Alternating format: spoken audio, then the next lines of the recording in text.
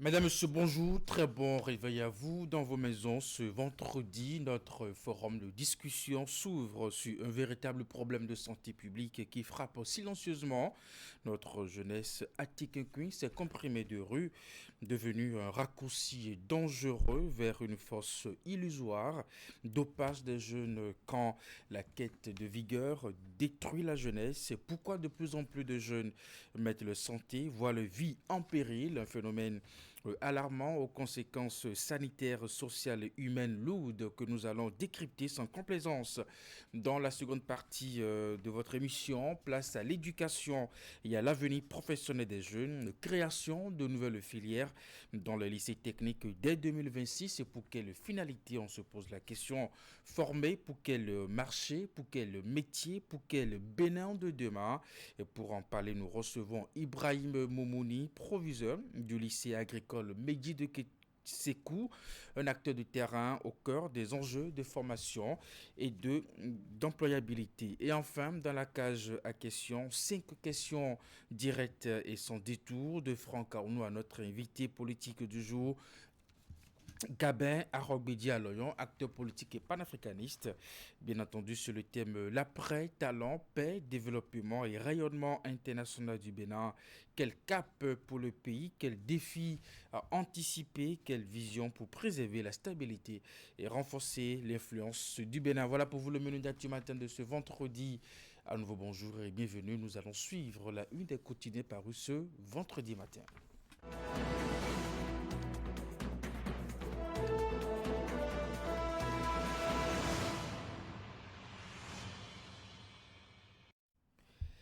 Qu'est-ce qui fait la une des quotidiens parus ce vendredi matin? On commence par le quotidien Fraternité, démolition en vue de l'érection d'autres projets. Adieu Misebo, Dantokpa attend son tour.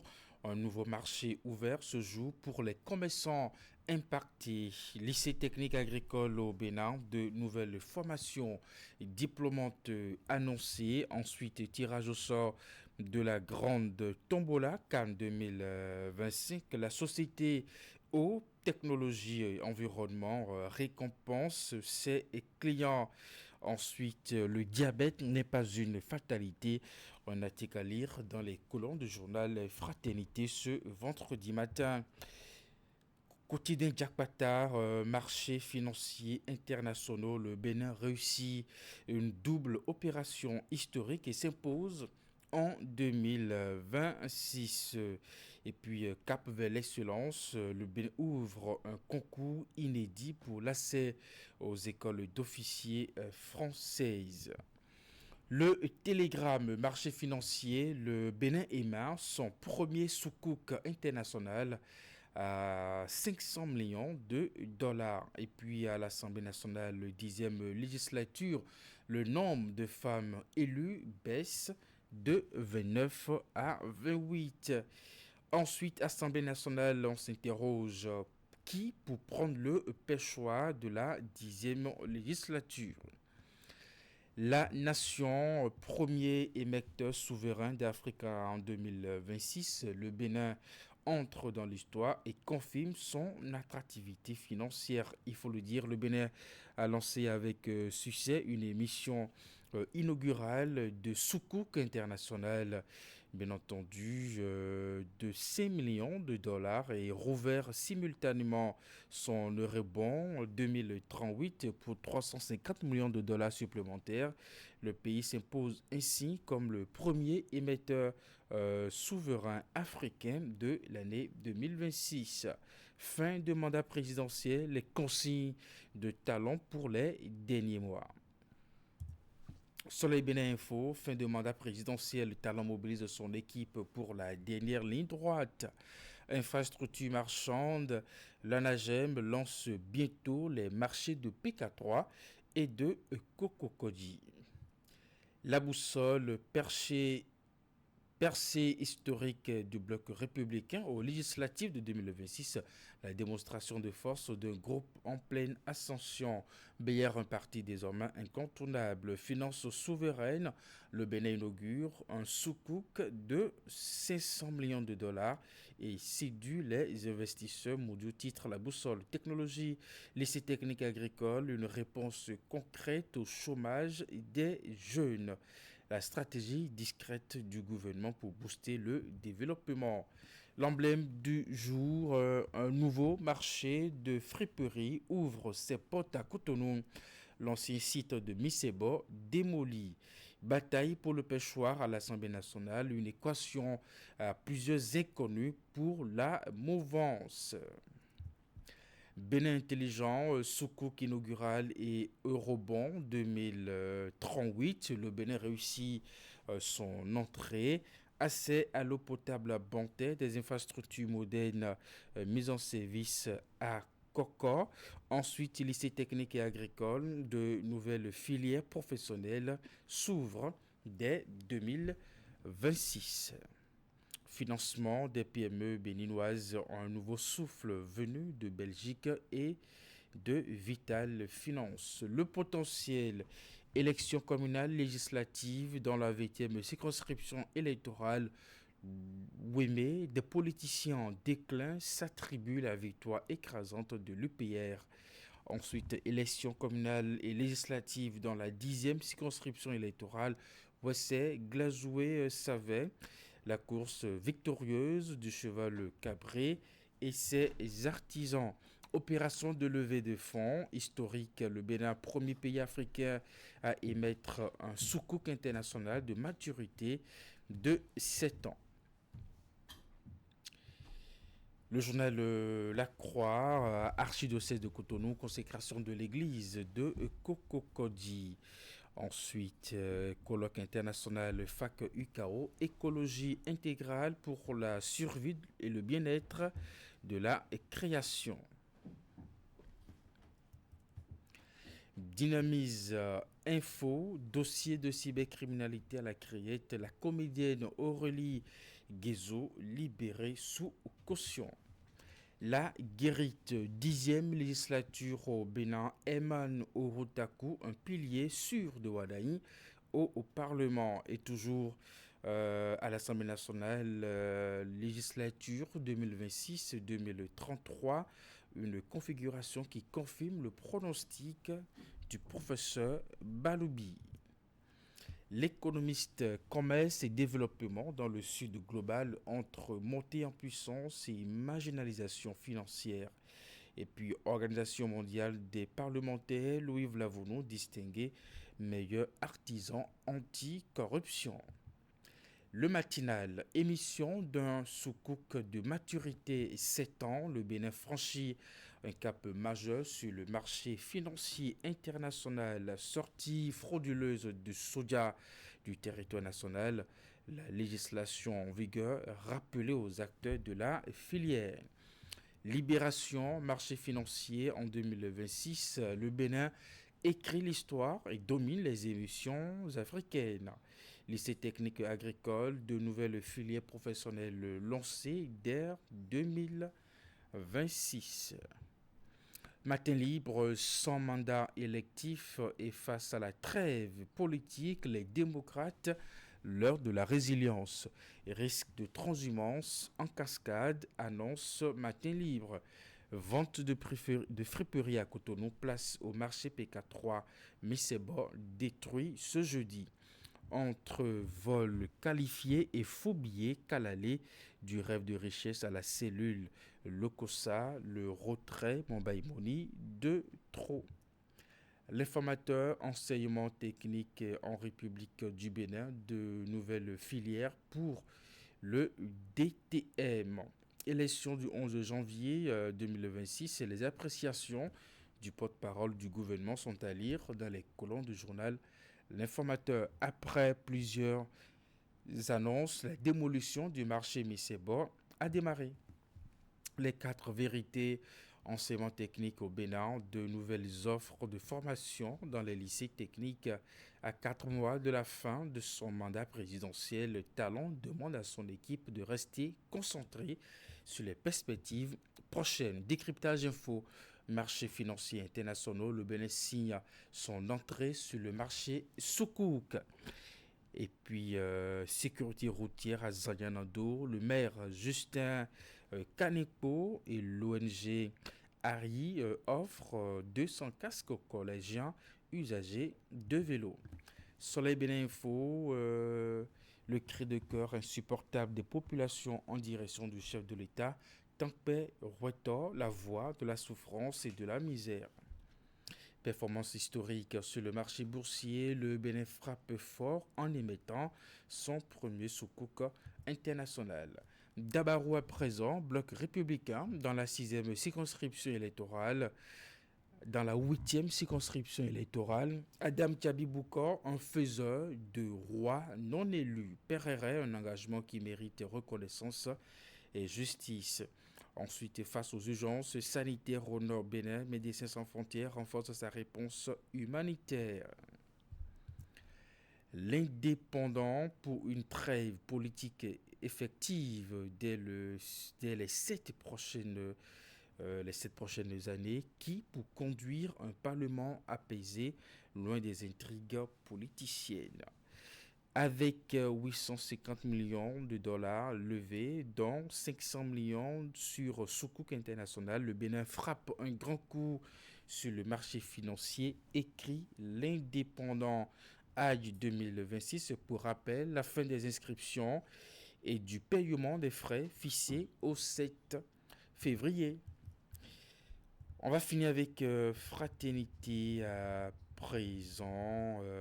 Démolition en vue de l'érection d'autres projets. Adieu Misebo d'Antokpa attend son tour. Un nouveau marché ouvert ce jour pour les commerçants impactés. Ensuite, lycée technique agricole au Bénin, de nouvelles formations diplômantes annoncées. Tirage au sort de la grande tombola Cannes 2025. La société Haute Technologie Environnement récompense ses clients. Ensuite, côté santé, le diabète n'est pas une fatalité, un article à lire dans les colonnes du journal Fraternité. Voilà pour vous la une des quotidiens parus ce vendredi matin. Nous allons suivre le bulletin d'information.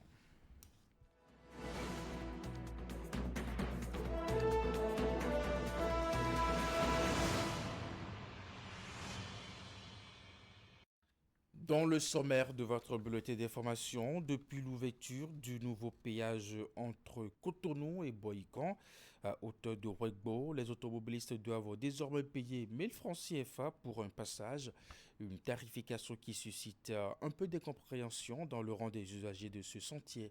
Une équipe de notre rédaction est allée faire le constat sur place et reportage à suivre.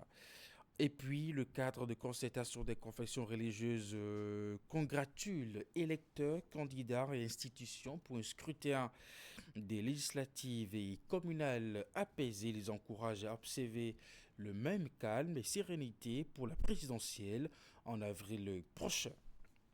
Florence Bossa, bonjour. Bonjour à vous Eric, bonjour à tous. Le tarif pour le passage des véhicules légers au péage de Ouegbo, mis en service le 5 janvier dernier, est de 1000 francs CFA, tarif jugé exorbitant par les conducteurs de taxi et qui invite les autorités compétentes à revoir si possible pour leur faciliter la traversée. Oui, Eric, et en dehors de la traque qu'ils subissent quotidiennement de la police républicaine liée à la surcharge sur ce tronçon, ils doivent également gérer les caprices de leurs clients qui n'acceptent pas qu'on augmente les frais de transport. Le constat de cette situation avec Virgile Arodéon et Simon Hollon.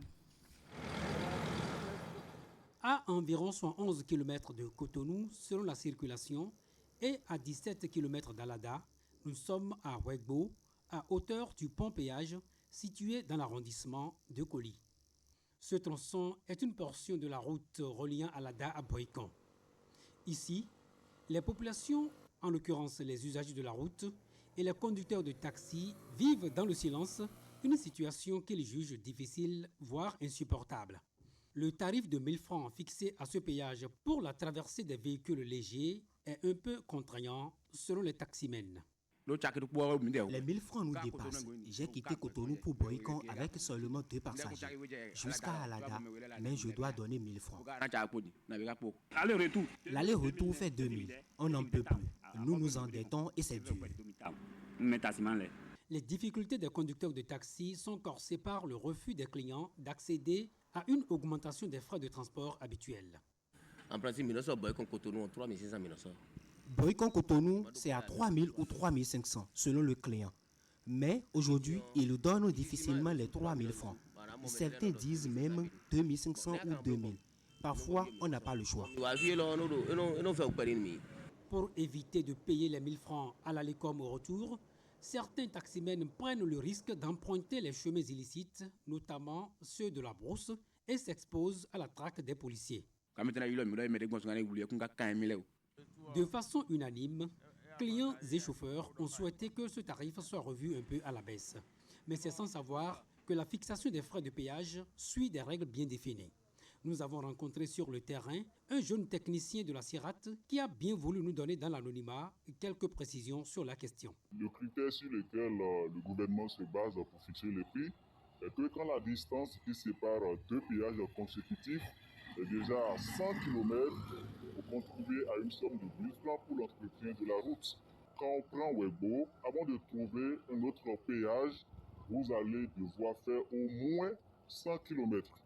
C'est pour cette raison qu'on a fixé le prix de Webo à 1000 francs. Voilà qui est clair. Les usagers devront s'y faire et espérer qu'entre ce péage et le prochain, le gouvernement envisage d'ériger un autre avant les 100 km.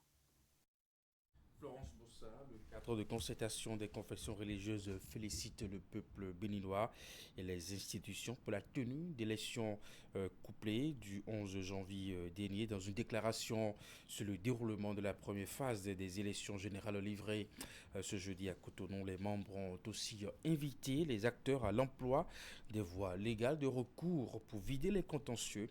Par la même occasion, le CCCR a dressé un portrait robot du prochain président de la République avec un accent sur certains points comme la compétence, l'unité nationale et la continuité.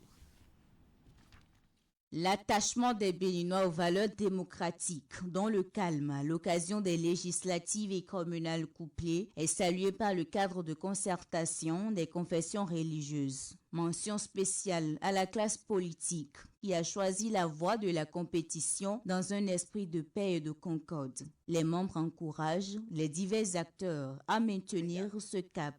Le CCCR appelle donc l'ensemble des acteurs politiques et sociaux à se soumettre aux droits en vigueur et à respecter l'ordre établi et à privilégier les voies de recours légales en cas de contestation ou de contentieux. Dans le même esprit, le CCCR a réitéré son appel au dialogue constructif, à la non-violence et invite les leaders à s'abstenir de toute parole ou initiative pouvant provoquer des troubles à l'ordre public. Le CCCR appelle à capitaliser les meilleurs enseignements de ce processus électoral du double scrutin pour améliorer l'organisation des élections au Bénin. Pour le prochain mandat présidentiel, les religieux voient le gouvernail entre les mains d'un homme d'État aux qualités multiples, engagé à poursuivre l'élan de développement en cours depuis 2016. Le CCCR rappelle avec force que le Bénin n'a pas besoin d'un pouvoir arrogant, violent ou diviseur. Le Bénin a besoin d'un leadership responsable, moralement enraciné et tourné vers l'intérêt général. Le Bénin a besoin d'un président compétent, intègre, humble, ayant la crainte de Dieu et capable de rassembler toute la nation. Ce portrait robot qui vient d'être rendu public a été dressé au séminaire national du CCCR de septembre 2025, bien avant les dépôts de dossiers de candidature. Vous savez que de toutes les élections qui ont été organisées, Cette session d'information se poursuit. Le Conseil des ministres s'est tenu le mercredi dernier sous la présence effective du chef de l'État.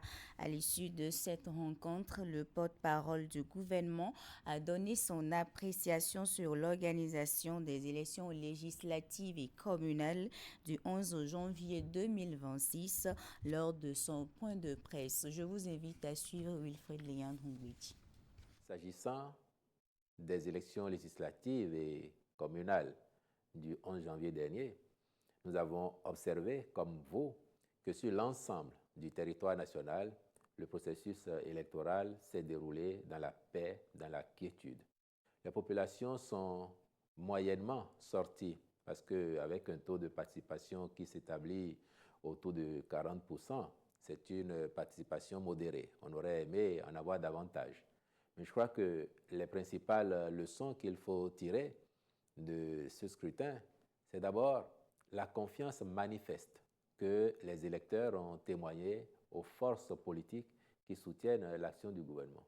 Il ne vous aura pas échappé que sur l'ensemble, les partis qui soutiennent le pouvoir, et notamment les deux gros partis, à eux seuls, ont concentré pratiquement 80% des suffrages. Dans un contexte où toutes les forces politiques de la mouvance comme de l'opposition qui étaient qualifiés pour prendre part au scrutin ont pu participer librement, mobiliser leurs électeurs et à l'arrivée, je crois que le peuple béninois, dans sa maturité, a définitivement tranché les débats et les querelles politiques pour indiquer à chacun sa place sur l'échiquier. Qui est première force, qui est deuxième force, qui est troisième, qui a pu réunir les 20% dans toutes les circonscriptions, qui a manqué les 20% dans plus de la moitié des circonscriptions, c'est-à-dire 13 circonscriptions sur 24, je crois que cela ne fait plus l'ombre d'aucun doute que les slogans, les mantras qui sont récités pour se donner de la contenance n'ont pas fait l'effet attendu, mais les populations sont matures et donnent ainsi carte blanche aux forces qui soutiennent l'action du président de la République pour continuer à engager le pays dans cette voie de modernisation, de réformes aussi pertinentes, structurelles, qui transforment notre pays dans son ensemble et commencent à apporter du mieux-être à chacun et à tous, avec l'espoir que cela s'amplifie sur les années à venir. S'agissant des enseignements majeurs que le gouvernement tire de l'édition 2026 des Vodou Days, le porte-parole déclare que cette édition a été un succès franc. Le taux de participation est au-dessus de la précédente édition. Je vous invite à suivre à nouveau le porte-parole du gouvernement. Mais là également, ça a été un succès franc. Et les chiffres sont au-dessus de ceux de l'année dernière, l'édition 2025. La fréquentation des différents sites sur WIDA a explosé. Donc, on a fait beaucoup mieux que l'année dernière. Et ça a été une fête enthousiaste. On a vu les populations du Bénin venues d'un peu partout du territoire national, mais on a aussi vu les Béninois de la diaspora qui sont rentrés et nombre de touristes qui sont venus se joindre à nous pour participer à cette fête qui devient désormais, et je crois de façon définitive, une signature remarquable du Bénin dans l'agenda touristique, culturel, international, pour ne pas dire mondial. Et désormais, les gens savent qu'au début du mois de janvier de chaque année, il faut prendre rendez-vous au Bénin parce que ce sera l'endroit où il faut être le moment venu. Et si vous avez été vous-même sur WIDA, si vous avez poussé votre curiosité à discuter avec les participants, les festivaliers, de toute nationalité, le mot qui revient le plus souvent, c'était la satisfaction, la fierté et puis l'appréciation globale de ce qui s'est fait avec la propreté, avec la discipline des uns et des autres, les forces de sécurité veillant à ce que la quiétude soit garantie, les agents de la SGDS. Et il faut les saluer plus souvent pour le travail remarquable qu'ils font pour garantir la salubrité dans nos villes. Et sur les Vodou Days, ils ont fait également la démonstration de leur savoir-faire et puis tout le reste, tous les artistes, que ce soit les nationaux ou les étrangers qui sont venus prester chez nous. Et le public lui-même, qui malgré le nombre, a été discipliné, a participé à la fête dans la discipline et l'ordre. Je crois que cela signe une nouvelle signature du Bénin, à savoir que nous commençons durablement à faire les choses bien et à les faire avec ordre et rigueur. Nous gagnerions tous à ce que cela se prolonge pour que dans les années à venir, notre pays se distingue encore plus particulièrement, en tout cas sur le continent, comme un pays grand, à tout jamais. Et puis, on va s'intéresser au choix des prénoms par les parents pour finir cette session d'information dans les jours qui suivent la naissance d'un bébé ou parfois même bien avant. Les parents remplissent une formalité primordiale, le choix d'un ou plusieurs prénoms à leur progéniture. Dans l'accomplissement de cet exercice, chacun y va selon ses convictions et son inspiration. Quelles sont les différentes approches adoptées par les Béninois à l'heure de l'attribution d'un petit nom à leurs enfants? Élément de réponse dans ce reportage de Hugues Vimbi. Moi, c'est Bono. Mia, c'est de l'Odagwe. Oui, moi, c'est Marius Yelou. Moi, je m'appelle Azilino Natacha. Ici, c'est Huidanou. Félicité. Des noms de famille et des prénoms. Des informations personnelles qui servent d'identifiant premier à tout individu. Mais mieux que le patronyme qui est commun, au sein du carré familial, le prénom attribué à un nouveau-né permet de faire une démarcation. Cependant, pour le sociologue, l'enjeu va bien au-delà. Un nom choisi doit évoquer quelque chose de hautement positif.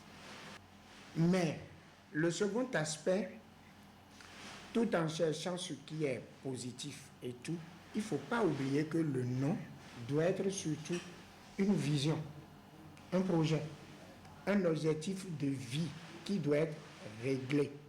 Pourtant, Marius semble affirmer sans gêne ni regret qu'il ignore tout de son petit nom. Mon prénom, en fait, moi, je n'en sais rien. Bon, c'est mon père qui me l'a donné. Contrairement à lui, à la question « Que savez-vous de votre prénom ?», d'autres jeunes rencontrés ici fournissent quelques éléments de réponse. Marco, c'est un écrivain. Et mon père a l'habitude de voir ses romans, tout ça. Donc ça l'intéresse trop, il aime jusque je sois comme lui. Je suis fille unique.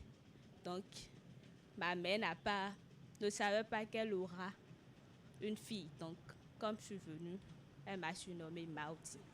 Cette tendance des parents à choisir le prénom de leur progéniture en fonction d'une conviction fondée sur une passion ou les phénomènes de la vie est confirmée par Félicité, mère de plusieurs enfants.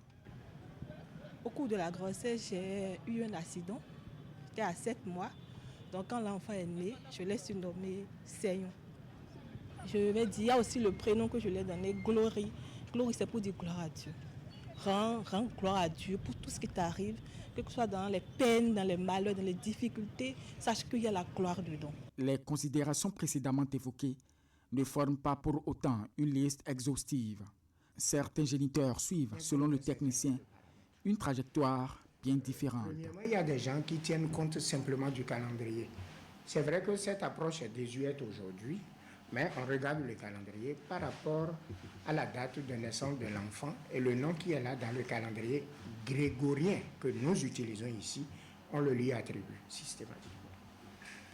Il y a des cultures où l'on se positionne sur le jour, mais pas du calendrier. Mais il y a des enfants, des parents qui, du point de vue spirituel, sont très au courant et qui choisissent des lettres qu'ils font passer par la numérologie et compte tenu de leur vibration karmique, retiennent un nom pour leurs enfants.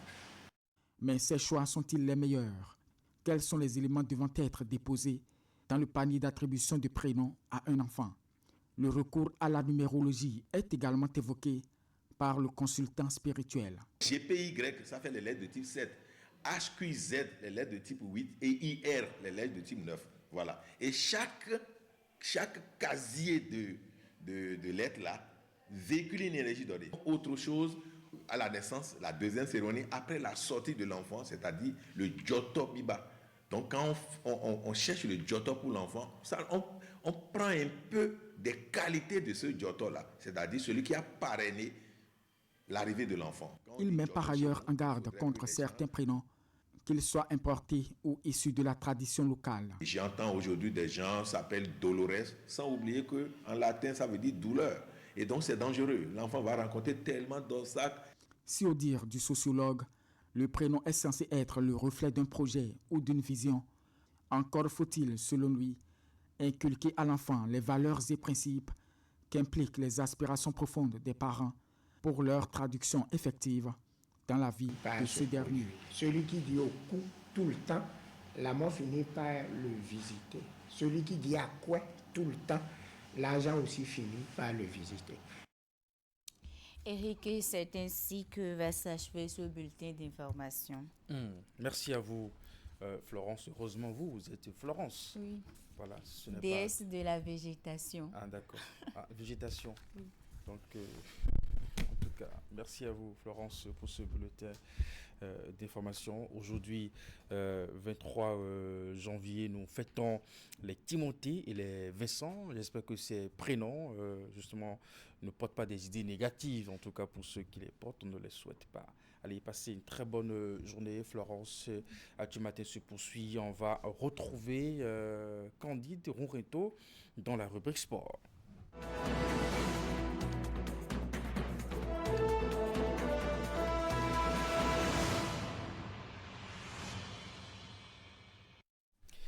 Candide, bonjour. Eric, bonjour. Vous êtes Candide. Oui. Voilà. Les nouvelles ne sont pas bonnes depuis Kigali. Les Guépards ont enregistré ce jeudi une nouvelle défaite à la Coupe d'Afrique des Nations de handball senior homme. C'était ça dans le cadre de la deuxième journée de la phase de Coupe d'Afrique des Nations du handball senior homme, il faut le dire. Et le Bénin qui s'incline devant son homologue du Congo-Brazzaville, médaille d'argent en 1983 et de bronze en 1985 et qui participe à la compétition pour la 22e fois cette année en 27 éditions du tournoi. Une rencontre qui a été une nouvelle chance de relance pour la sélection nationale du Bénin après sa défaite d'entrée en compétition. Mais une fois encore, c'est une nation expérimentée et assez redoutable qu'ont affronté les Guépards. Après une rencontre âprement disputée, le Bénin corbe les Chines sur un score de 26-22, enchaînant ainsi avec sa deuxième défaite consécutive en autant de sorties. Un deuxième revers pour les Guépards qui vont effectuer samedi prochain leur troisième et dernière sortie de la phase des groupes face aux requins bleus du Cap-Vert. Deux défaites qui sont déjà derrière et la sélection nationale se tourne d'ores et déjà sur la troisième sortie du groupe qui est prévue pour samedi prochain face à l'équipe du Cap-Vert. Ça fait deux défaites, hein?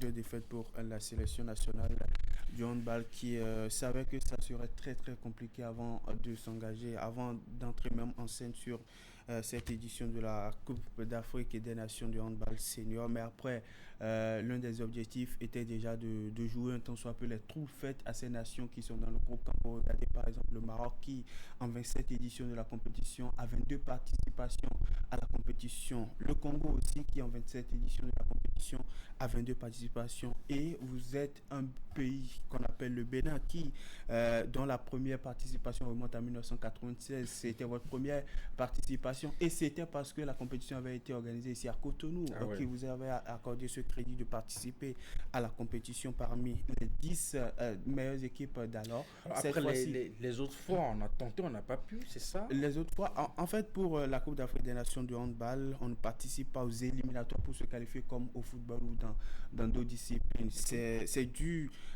aux différentes performances de vos équipes de catégorie d'âge, que ce soit les U17, les U20, en tout cas les juniors, les que vous êtes sélectionné. Ça dépend aussi de la régularité de votre championnat. Si votre championnat est assez régulier, et ça permet quand même à des joueurs de se faire valoir, de s'exporter, pourquoi pas aller évoluer à l'extérieur. Tout ça vous donne du crédit et vous permet de vous relancer dans le ranking. Et tout ça, durant ces 3 dernières décennies, on a vu un Bénin qui, dans l'équipe nationale, les équipes nationales de catégorie d'âge ont quand même essayé de participer à plusieurs compétitions sur la scène africaine, que ce soit au plan régional ou même sur la scène continentale. On a vu les équipes de catégorie, les cadettes et les juniors aussi participer à plusieurs compétitions, notamment les IHF Trophy et autres. On peut le dire alors, dans ces conditions, rien que participer est déjà une victoire. Oui, rien que participer est déjà une victoire. Et Et va pas se contenter de ça aussi. les deux objectifs principaux, ma foi, pour l'équipe du Bénin, c'est déjà de jouer les trophées à ces équipes-là qui sont dans le groupe D, le groupe dans lequel ils se trouvent. Hier, moi, j'ai regardé de bout en bout cette rencontre face à l'équipe du Congo-Brazzaville. Il a fallu de peu et a manqué un peu d'expérience à l'équipe béninoise pour renverser la tendance, parce que quand vous regardez 26-22, 4 unités seulement pour quand même faire un nul avec cette équipe du Congo-Brazzaville, ou même, pourquoi pas, essayer de s'imposer face à cette équipe qui, il faut le souligner, est assez expérimentée. 22 participations, c'est pas rien, c'est une régularité, c'est quand même beaucoup d'années de travail. Au-delà de ça, l'autre objectif pour le Bénin, c'est justement de terminer parmi les 10 meilleures nations, parce que 16 équipes participent à la compétition, et après, même après la phase des groupes, il y a des matchs qui se jouent, des matchs de classement de 5e place, de 6e, de 7e, de 8e et des autres places aussi. Donc le Bénin a un autre objectif après la phase des groupes qui va se terminer samedi prochain pour les Guépards, parce qu'ils auront affronté les Requins Bleus du Cap-Vert le samedi prochain. Après cela, il y aura les matchs de classement, et l'autre objectif, selon le sélectionneur, il a rappelé hier, vous l'avez, on l'a eu avant le match d'hier, et on a même diffusé dans notre journal d'hier.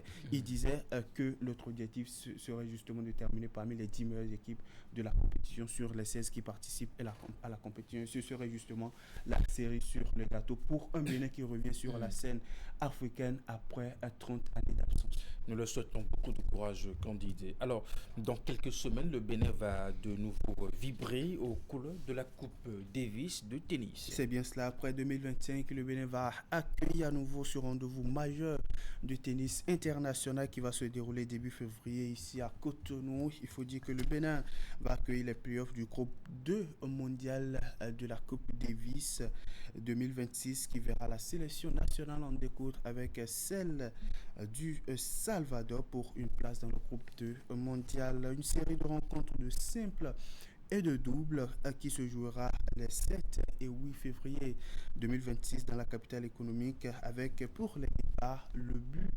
principal de conserver leur place dans le groupe 2 mondial, tout comme en 2025. Pour rappel, la Coupe Davis réunit chaque année les meilleures nations autour des confrontations disputées à domicile ou à l'extérieur. Elle est considérée comme la Coupe du monde de tennis par équipe. Chaque série se joue sur 2 jours et comprend des matchs de simple et de double, et ce qui donne chaque point décisif pour l'issue de la confrontation entre ces nations. Un an après avoir accueilli, il faut le dire, l'équipe de la Lettonie, et 2 ans après avoir accueilli celle de Hong Kong, le Bénin aura une nouvelle fois l'avantage d'évoluer devant son public à domicile, avec pour ambition primordiale de confirmer pour la 2e fois de son histoire sa place dans le groupe 2 mondial de la Coupe Davis, Eric. Parlons maintenant affiche du week-end. Candide, la 15e journée de la Ligue s'ouvre ce samedi. Avec un total de 9 rencontres à suivre, dont 5 demain samedi. Il faut le dire, l'Auto Popo reçoit dans son entre à Grand Popo à partir de 16h demain samedi. L'équipe de la jeunesse sportive de Pobé-Audio FC de Kouma sera en déplacement à Abomey pour en découdre avec l'équipe locale Dynamo FC. L'US Cavalier va recevoir dans son entre l'équipe de Banigoncé. L'USS Craqué va disputer les unités avec Espoir FC de Savano. Ayema Football Club sera face à l'équipe des Dragons de Louémé. Puis dimanche, on va assister à 4 confrontations dans le cadre de cette 15e journée de la Ligue 1 béninois saison 2025-2026. Asfo, Aspac, Dadier, AS Soubemap, Coton, AS Cotonou et Buff Damissa. Toutes à partir de 16h.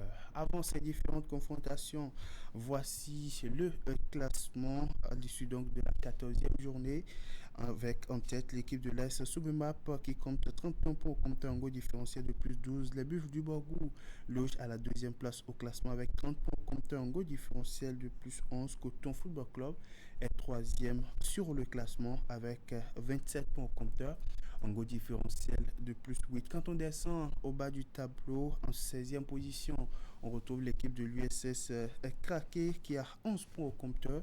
À l'avant-dernière place, l'USS Craqué 17e avec 10 points au compteur, un goal différentiel de moins 7. Et Dadia Football Club, équipe championne en titre, qui garde la lanterne rouge. Bon dernier au classement pour Dadia FC avec 10 points au compteur, un goal différentiel de moins 12 après 14 différents matchs disputés au niveau de la Ligue 1 béninoise. Parlons maintenant de la Ligue 2 qui est l'antichambre de l'élite du championnat national saison 2025-2026. On va assister ce week-end à la 13e journée de compétition. Adidja Football Club va offrir son hospitalité à la jeunesse athlétique de Ketou Sitatunga.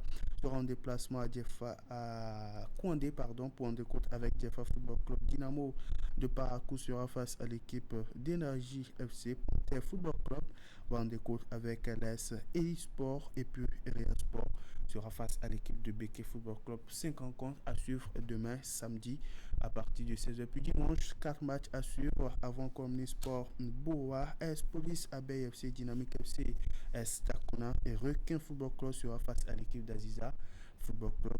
Tous ces matchs sont à suivre à partir de 16h. Et avant ces confrontations, le classement lui est dominé par l'équipe de Beke Football Club avec un total de 28 points au compteur, un goal différentiel de plus 13. En deuxième position, Jeffa Football Club avec 22 points au compteur, un goal différentiel de plus 7. Un point de moins pour l'équipe de Sitatunga qui boucle le top 3 au classement, en tête donc de ce classement. Et le top 3 des derniers au classement est dominé par l'équipe de l'Est Elite Sport qui est 16e au classement avec 11 points au compteur, un goal différentiel de moins 5. Requin Football Club est avant-dernier au classement avec 9 points au compteur, un goal différentiel de moins 7. Et Dynamique FC de Djougou est bon dernier au classement avec 4 points au compteur, un goal différentiel de moins 17. Chez les dames, à présent, on va assister à la 9e journée de la première division dans la poule A et la 7e journée dans la poule B. C'est bien cela, dans la poule A, 5 matchs à suivre dans le cadre de la 9e journée de la première division saison 2025-2026, dont 3 matchs à suivre demain samedi à partir de 16h. Espoir FC de Cotonou sera face à l'équipe de Samdeli Football Club de Mistrité. Ainovi Football Club, équipe championne en titre du Bénin, sera face à l'équipe de Sifos. Pendant ce temps, Tambou FC Dadjara, après sa victoire au cours de la précédente journée, va en découte avec Nadia Football Club. Dynamique FC d'Abou Calavi va recevoir dans son entrée l'équipe de l'Est Cotonou dimanche dès qu'il va sonner 16h. À la même heure, l'équipe de l'Est UMSA sera face à son homologue d'Assaba Football Academy. Avant ces confrontations dans la poule A, le classement est dominé par Dynamique FC d'Abou Calavi avec un total de 15 points au compteur. Tambou FC Dadjara est dauphin de Dynamique avec 10 points au compteur. Et puis l'Est Cotonou boucle le top 3 au classement avec 9 points au compteur. Au bas du tableau, Nadia Football Club est 8e sur le classement avec 4 points au compteur, un goal différentiel de moins 6. Samdeli est avant-dernier au classement avec 3 points au compteur, un goal différentiel de moins 3. Et puis Assaba Football Academy garde la lanterne rouge avec 3 points au compteur, un goal différentiel de moins 5. Poule B maintenant, 7e journée prévue ce week-end avec au programme 4 matchs à suivre, dont 2 samedis et 2 dimanches. Commençons par l'après-midi de demain. On va assister à un match à partir de 14h entre l'équipe de l'Est Gamia de Bemerake et l'Est Basson, il faut le dire, mais à partir de 9h un peu plus tôt, on va assister à une confrontation entre l'Est JFA et l'équipe de Vigueur FC de Lokossa. Dimanche à partir de 16h, 2 matchs à suivre. AS Lyon de Banté sera face à Elite AC de Parakou. Pendant ce temps, Léopard Omnisport d'Abomey sera face à l'équipe de Fall Football Club de Boycon. Elite AC domine le classement avec 15 points comme temps, un goal différentiel de plus 7 avant donc les différentes confrontations assurent. Pendant ce temps, l'AS Camia de Bemarake est 2e au classement avec 10 points comme temps, 9 points pour l'AS JFA de Corvée avec une 3e place au classement. Fall Football Club, quand on descend au bas du classement, est 6e au classement, est 6e sur le tableau, 7e place pour l'AS Lyon de Banter avec 3 points contre un goal différentiel de moins 10. Le Omnisport d'Abomey est dernier au classement, Eric, avec 2 points au compteur et un goal différentiel de moins 3. On finit, Candide, hors du pays. Les compétitions interclubs de la CAF reprennent ce week-end. Avec la 3e journée de la phase des groupes, commençons par la compétition reine des interclubs de la CAF, la Ligue africaine des champions saison 2025-2026. On va assister à 2 confrontations ce vendredi dans le cadre de la 3e journée de la phase des groupes. L'équipe d'Al Ahly d'Égypte sera face à Young African de la Tanzanie. Pendant ce temps, Mamelodi Sundowns de l'Afrique du Sud va en découdre avec l'équipe d'Al Hilal à partir de 19h. Demain samedi, on va assister à 4 confrontations par Dynamo.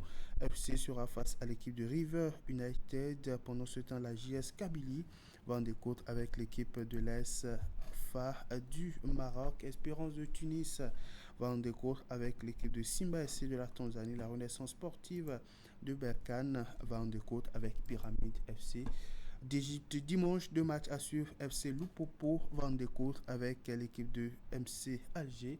Pendant ce temps, le Stade malien sera face à l'équipe de Etro Luanda pour le compte de la dernière journée de la phase des groupes. Cette dernière journée de la phase des groupes, donc au niveau de la Coupe de la Confédération, va démarrer demain avec une seule affiche à suivre l'après-midi de demain, dans la soirée de demain à partir de 20h. On va assister à une rencontre entre l'USM Alger et Djoliba AC de Bamako. Et puis dimanche, une panoplie de rencontres à suivre dans le cadre de cette troisième journée. Zesco United sera face à l'équipe de Kaiser Chiefs. Pendant ce temps, Nairobi United va en découdre avec Azam Football Club. San Pedro sera face à l'équipe de l'OC Safi. Singida Black Stars va en découdre avec Ato Doyor. Zamalek FC sera face à l'équipe d'Al Masri d'Égypte. Stellenbosch sera en déplacement sur le terrain du CRP Belouizdad. Pendant ce temps, Wydad AC de Casablanca va en découdre avec l'équipe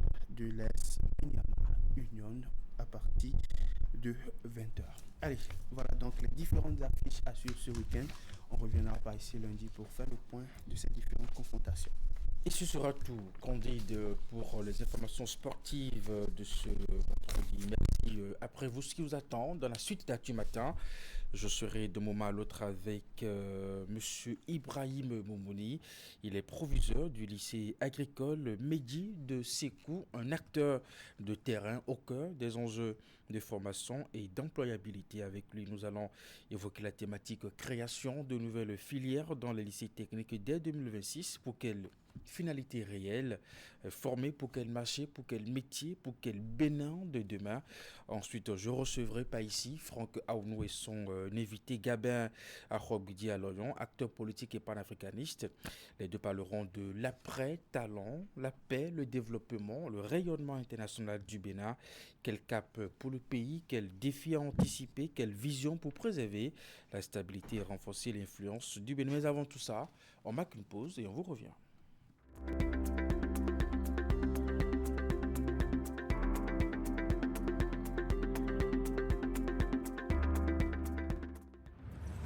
Sur nos plateaux, les débats reposent sur le respect mutuel et la neutralité. Nous veillons à ce que les échanges restent axés sur les projets et les idées. Pas d'attaques personnelles et de discours de haine. Un média responsable, c'est un gage de confiance pour les citoyens. En période électorale, notre mission est d'informer avec rigueur, de veiller à un accès équitable de tous à l'espace médiatique et de garantir à chaque candidat une juste représentation. Un débat responsable, c'est la promesse d'élections apaisées.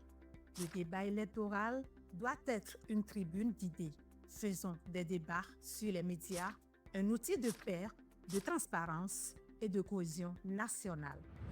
Notre rôle est d'éclairer les électeurs avec professionnalisme et impartialité, afin que chacun vote en toute conscience. Donner la parole à tous dans l'équité et la responsabilité. Voilà le sens de notre engagement en période électorale.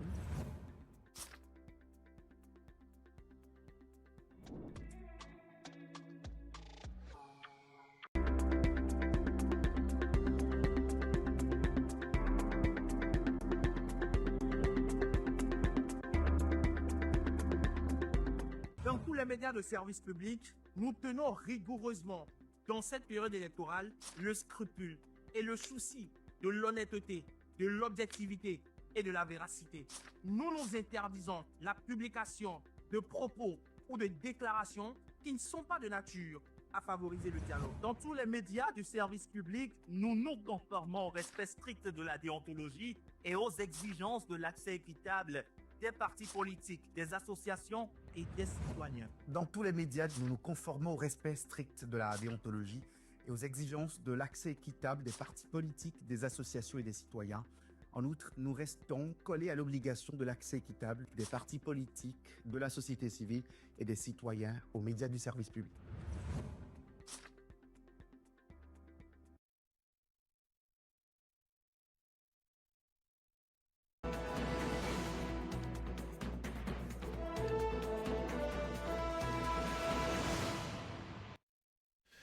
Retour sur le plateau d'Actu Matin, je vous l'avais annoncé justement, je suis avec mon invité, on parle éducation, notamment formation technique, création de nouvelles filières dans les lycées techniques dès 2026, c'est pour quelle finalité? Je suis avec Ibrahim Momoni, il est le proviseur du lycée agricole Medji de Sikou. Monsieur Momoni, bonjour. Oui, bonjour monsieur le journaliste. Merci d'être avec nous ce vendredi matin. Merci. Dites-nous pourquoi le gouvernement crée-t-il de nouvelles filières dans les lycées techniques dès 2026? Merci beaucoup, monsieur le journaliste. Merci de m'avoir donné cette opportunité de parler, n'est-ce pas, de l'enseignement technique, notamment des réformes qui sont en cours. Alors, le gouvernement a fait le choix stratégique d'une école utile. Une école utile tournée vers l'auto-emploi et l'emploi. Alors, ces nouveaux métiers qui seront mis, n'est-ce pas, qui seront opérationnels à partir de cette rentrée 2026-là, donc répondent aux besoins réels du marché de l'emploi. Et notamment donc, dans l'agriculture moderne. Dans l'agriculture moderne, donc dans l'agro-transformation et dans les métiers verts.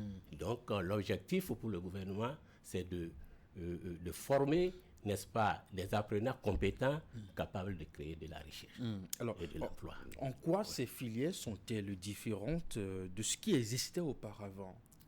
Oui, merci monsieur le journaliste. Et la différence est fondamentale et elle est majeure. C'est une orientation désormais vers des métiers précis.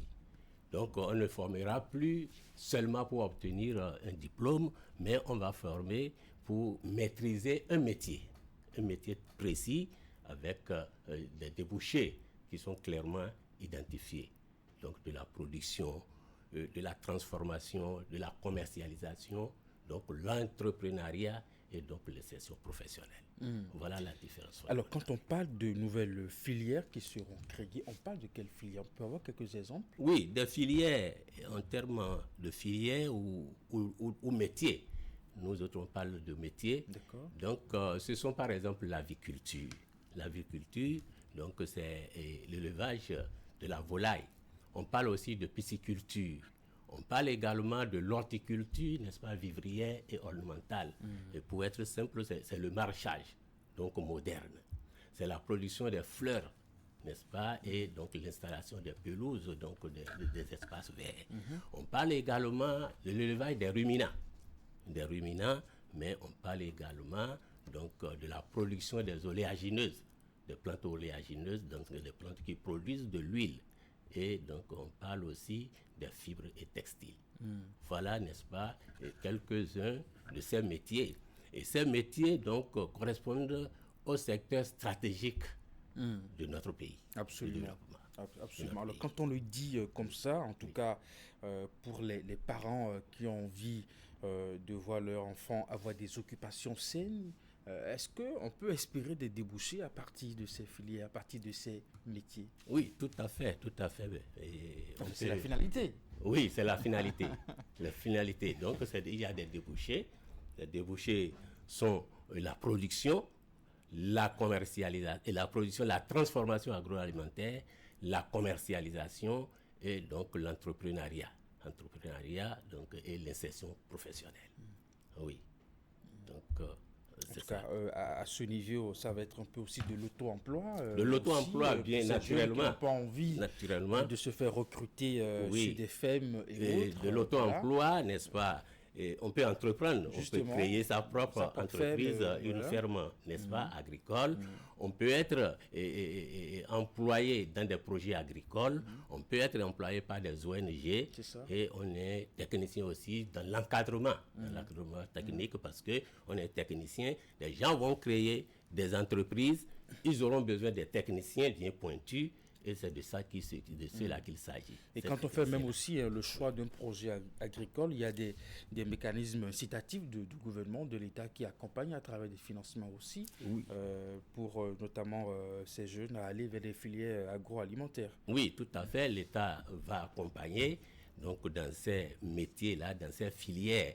Et l'État accompagne donc, en équipant même aussi, n'est-ce pas, des établissements pour répondre aux compétences qui seront demandées. Donc, et l'État accompagne donc, dans la formation des enseignants, et donc dans leur recyclage. Et des curricula, l'État veille à ce que des curricula donc, soient réécrits, et c'est déjà réécrit, qui vont correspondre avec les compétences qui sont demandées. Et l'État veillera également à ce que, à la reconnaissance de ces diplômes-là. Et il va suivre les former depuis. On va commencer cette année à la rentrée de février, là. Donc l'État va suivre minutieusement ce qui se passe jusqu'à la fin pour pouvoir accompagner ces jeunes-là à leur insertion, dans leur insertion.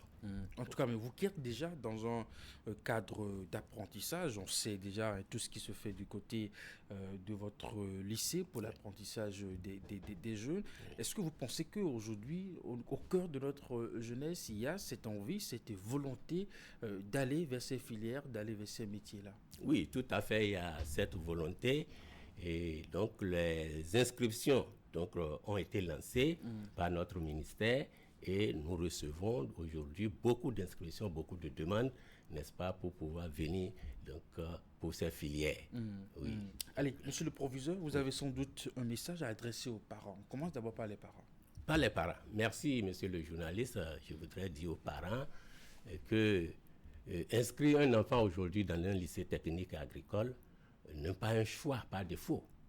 C'est un choix stratégique. C'est ça. Surtout pour l'avenir. Surtout pour l'avenir. Puisque former donc, un enfant dans un métier précis là, donc, est une richesse et c'est une chance pour celui-là, donc pour son insertion professionnelle. Oui. Et puis nous avons dépassé cette époque où on a toujours pensé que inscrire les enfants dans ces genres de formation, voilà, c'est du temps perdu et qu'à la fin, les enfants ne trouvent pas d'emploi ou ça ne nourrissait pas son homme. Aujourd'hui, nous avons des exemples, en tout cas un peu partout, où à partir de l'agriculture, les gens arrivent justement à s'autosuffire. S'autosuffire, bien sûr. Donc, on disait que ça ne nourrissait pas son homme, on a formé des gens, mais la formation était beaucoup plus globale. C'est une formation globale. Je cite un exemple, on dit que vous êtes formation en production animale. Production animale, c'est vaste. C'est là où il y a l'aviculture, c'est là où il y a les ruminants, c'est là où il y a les olacodes, donc la cuniculture. Donc c'est un ensemble là, et on touche un peu de tout. Sans être vraiment spécialiste de quelque chose. Sans être un spécialiste. Aujourd'hui, avec la formation au métier, on est spécialiste et on est un technicien qualifié, donc qui est préparé, n'est-ce pas, aux exigences de la profession. Aux exigences de la profession. Alors qu'avant, bon, ce n'est pas, on n'est pas totalement au point. Et on a même peur d'entreprendre parce qu'on ne maîtrise pas beaucoup. Donc aujourd'hui, vous êtes pointu, vous êtes spécialisé, et vous aurez même envie de sortir très vite de cette école-là pour vous installer. Et parce que la formation sera telle que des unités économiques à vocation pédagogique seront installées, et vers la fin de la formation, ces jeunes-là vont s'installer donc, dans ces unités-là pour être beaucoup plus professionnels, donc avec un encadrement pédagogique. Et à l'endroit des jeunes, ça va être quoi le message? Oui, à l'endroit des jeunes, ça leur dit que ces nouveaux métiers-là donc, constituent des opportunités pour eux. Des opportunités donc, pour trouver de l'emploi. Et c'est pour cela que donc, nous leur demandons de venir s'inscrire massivement, parce que aujourd'hui, lorsque vous avez des compétences techniques, donc vous avez l'emploi. Oui, oui. Donc, eux, ils vont constituer donc, des acteurs du développement de notre pays. Donc, ils ne vont pas être là donc, pour que les parents viennent toujours en aide. Oui. Mais est-ce que l'État accompagne réellement ces formations? Tout à fait. L'école, l'État accompagne ces formations-là, la mise en place de ces métiers-là. D'abord par l'équipement, puisque l'État doit équiper. Donc des équipements ont été déjà identifiés, donc leur acquisition est en cours. Donc pour pouvoir répondre réellement aux compétences qui sont demandées. Alors l'État a déjà réécrit des curricula. En lien avec les compétences de ces différents métiers. Et l'État est en train de former, n'est-ce pas, des enseignants, de les former et de renforcer leurs capacités pour qu'ils soient à même, n'est-ce pas, de dispenser correctement, donc, et d'encadrer, j'allais même dire, correctement, n'est-ce pas, les apprenants qui seront dans ces métiers-là.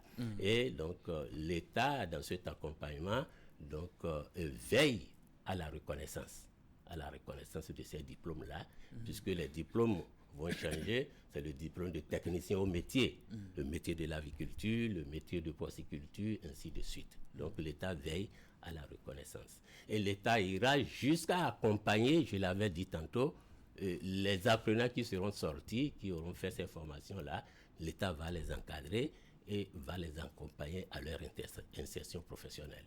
En tout cas, c'est très important, hein, l'accompagnement de l'État, parce que pour ces formations, il faut des équipements en tout cas de qualité. Tout à fait. Parce que pour que la formation soit vraiment complète. Allez, quels sont les lycées qui vont abriter ou qui abritent ces nouvelles filières et comment s'inscrire? Alors, merci, monsieur le journaliste, de me donner cette occasion de parler, n'est-ce pas, aux parents. Alors, les lycées, c'est tous les lycées techniques agricoles aujourd'hui. Mais tous les lycées n'ont pas les mêmes métiers. Pour efficacité, il y a une dizaine de métiers. Donc, on ne peut pas confier à un lycée 10 métiers à la fois. Ça va être difficile à gérer. Et c'est pourquoi l'État a décidé donc, d'attribuer des métiers qui correspondent avec le territoire dans lequel se trouve le lycée. Vous savez, dans ce territoire, par rapport au ministère de l'Agriculture, il y a des filières, n'est-ce pas, phares. Et c'est par rapport à ces filières phares-là que l'État dit, le lycée agricole Meji de Sékou, vous allez former dans la production des céréales et légumineuses, vous allez se former dans l'horticulture, et on va dire, le lycée agricole d'Adjaouere va former dans les plantes oléagineuses, va former dans la porciculture, parce que dans l'OME, vous savez, donc le porc... C'est très développé. Donc c'est comme ça que l'État a essayé de répartir les métiers dans les lycées. Donc tous les lycées, un lycée n'a pas tous les 10 métiers, mais 4, 5 ou 3 même. Donc il y a par exemple le lycée agricole de Banikwara, à qui on a confié donc, le métier de fibre textile. Vous savez que la fibre, là-bas c'est le coton. Donc c'est le coton, donc c'est la zone du coton, donc le voilà, par exemple. C'est comme ça qu'on a spécialisé, n'est-ce pas, les lycées. Alors, donc les inscriptions, comme je l'ai dit, sont en cours. On dépose librement son dossier. Il y a un dossier qui a, avec des pièces constitutives, et on vient déposer, et la sélection est faite, et donc la rentrée aura lieu le 2 février. D'accord, donc si je comprends bien, sur l'ensemble du territoire national, nous avons des lycées. Des lycées. Et il y a une répartition en fonction de la localité, de la zone, identifier des corps de voilà.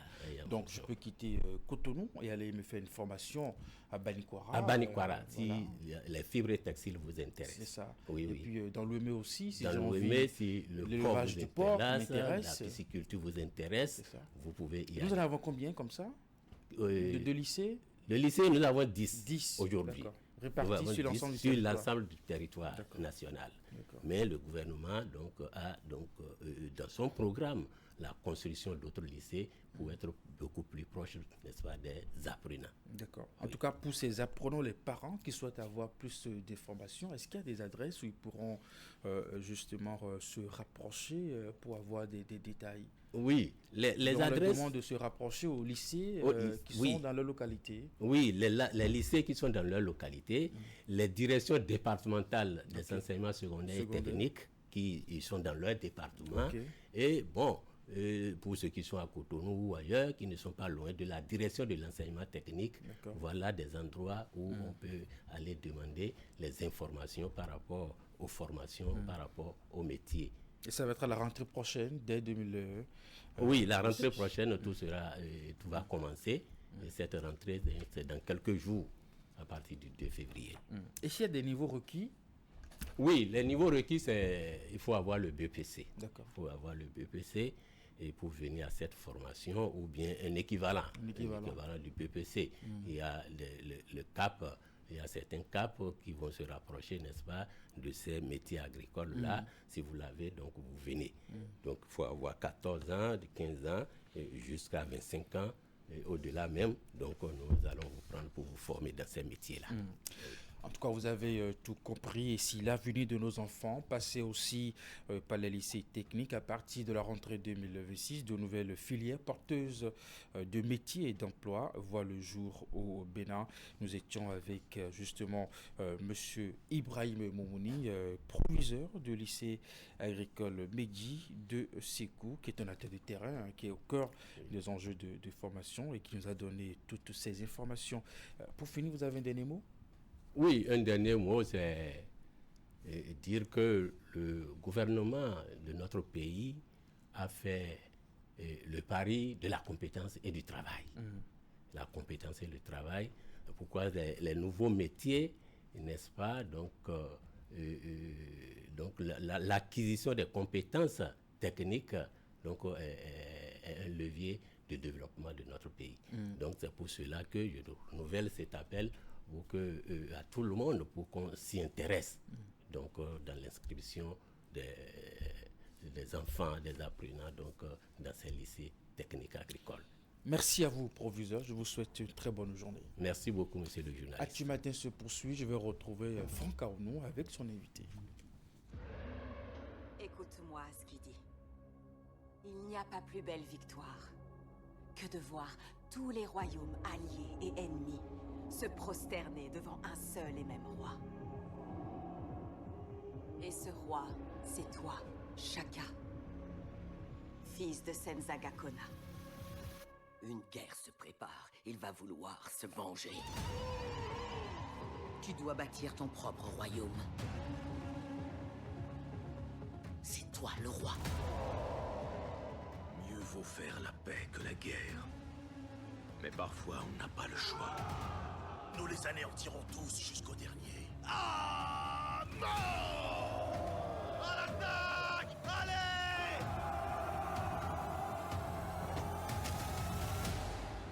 Maintenant, c'est moi qui donne les ordres. Votre série Canal+ originale inédite Shaka Ilembe saison 2, tous les jeudis à 20h30 GMT sur Canal+ Magic.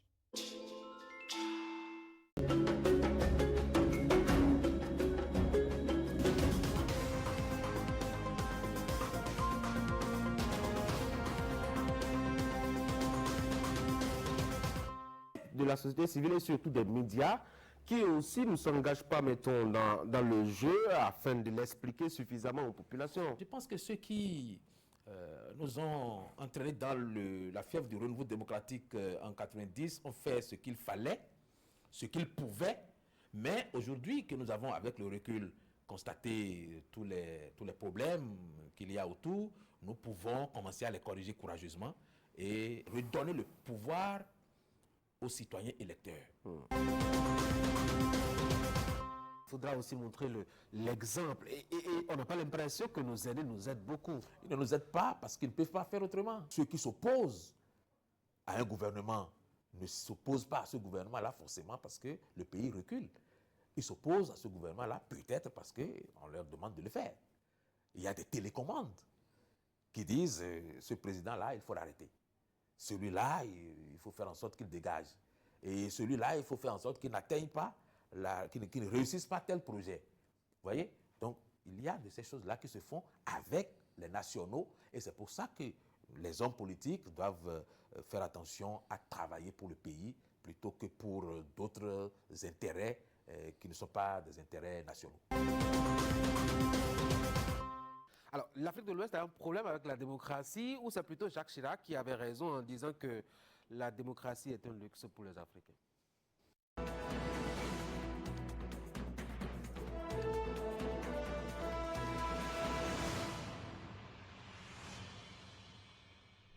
Franck Aounou, bonjour. Bonjour Eric, bonjour chers téléspectateurs. Vous avez 5 questions directes et sans détour à poser à M. Gabin Arogbidi Aloyon, acteur politique et panafricaniste. Oui, Eric, ce vendredi, nous prenons le rendez-vous sur les 5 questions avec notre invité Gabin Arogbidi Aloyon. Il est acteur politique de la 9e circonscription électorale, candidat aux élections législatives de 2011 et de 2015, également président du mouvement Consensus National. Monsieur Aloyon, bonjour. Bonjour, Monsieur Franck. Merci d'accepter notre invitation. L'après-talent, développement et rayonnement international du Bénin sont entre autres thématiques que nous allons aborder au cours de cet entretien. Mais avant, je voudrais vous demander de me donner votre lecture des résultats des législatives qui sont désormais connus, fortune diverse pour les partis politiques qui ont pris part à cette élection. Quelle lecture vous en avez faite? 60 députés pour l'UP Le Renouveau, 49 pour le BR, et puis les autres, nous connaissons les résultats. Merci. Je m'en voudrais de ne pas dire toute notre gratitude au niveau du mouvement Consensus National, au groupe de presse Fraternité, Canal 3. Merci pour l'invitation que vous nous accordez. Je crois que les décisions de la Cour constitutionnelle sont sans recours.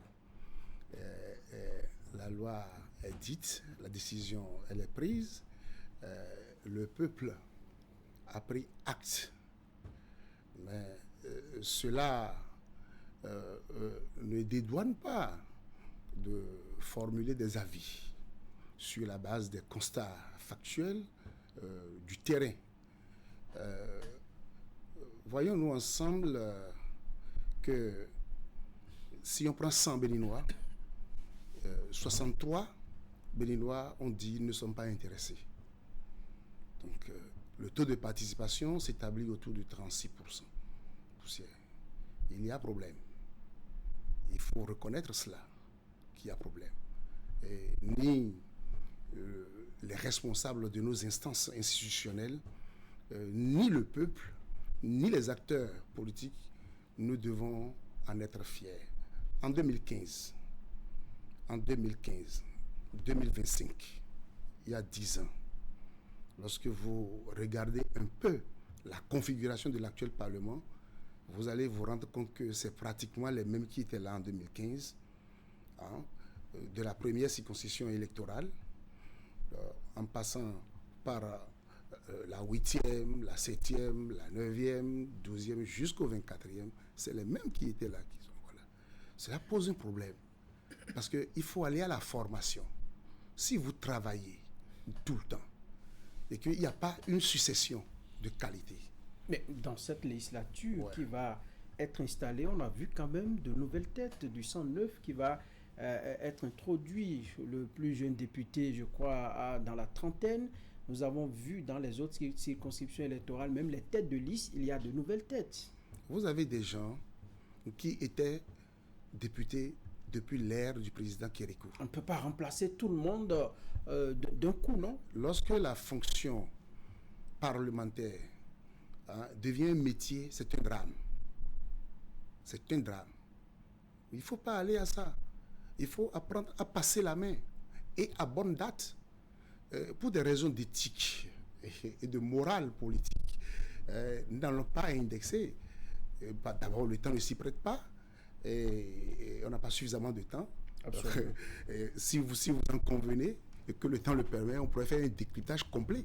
On aura le temps sur il y a lieu plus élargi. Il y a lieu que ceux qui ont encore le pouvoir, parce qu'il y a des suppléants, il y a des suppléances. Il y a des titulaires, il y a des suppléants. Ceux qui ont encore le pouvoir de décider puissent travailler à ce que certains dinosaures s'effacent de l'Assemblée nationale pour laisser place à la jeunesse qui doit continuer par apprendre, par aller à leur école. Alors, pour voir votre vœu se réaliser, vous devez attendre maintenant 7 ans. En 2011, où nous faisions notre baptême de feu avec l'Alliance Corridor, nous étions avec des gens qui ont su tirer leur épingle du jeu en 2015. Et ils ont fait 2019 à 2023. Et ils reviennent encore pour un ticket de 7 ans. Donc, toute la jeunesse qu'ils ont formée en 15 ans, en presque 20 ans, n'a pas été outillée pour pouvoir les remplacer. Non, ça ne sent pas bien. Il faut un Parlement qui tire compte de toutes les forces vives, de toutes les énergies indispensables déployées par toutes les couches, et anciens et jeunes. Il faut un alliage dans le temps et dans l'espace. Ça rassure plus. Et c'est tout cela qui déteint sur le taux de participation. On ne le dit pas assez. C'est tout ça qui déteint sur le taux de participation.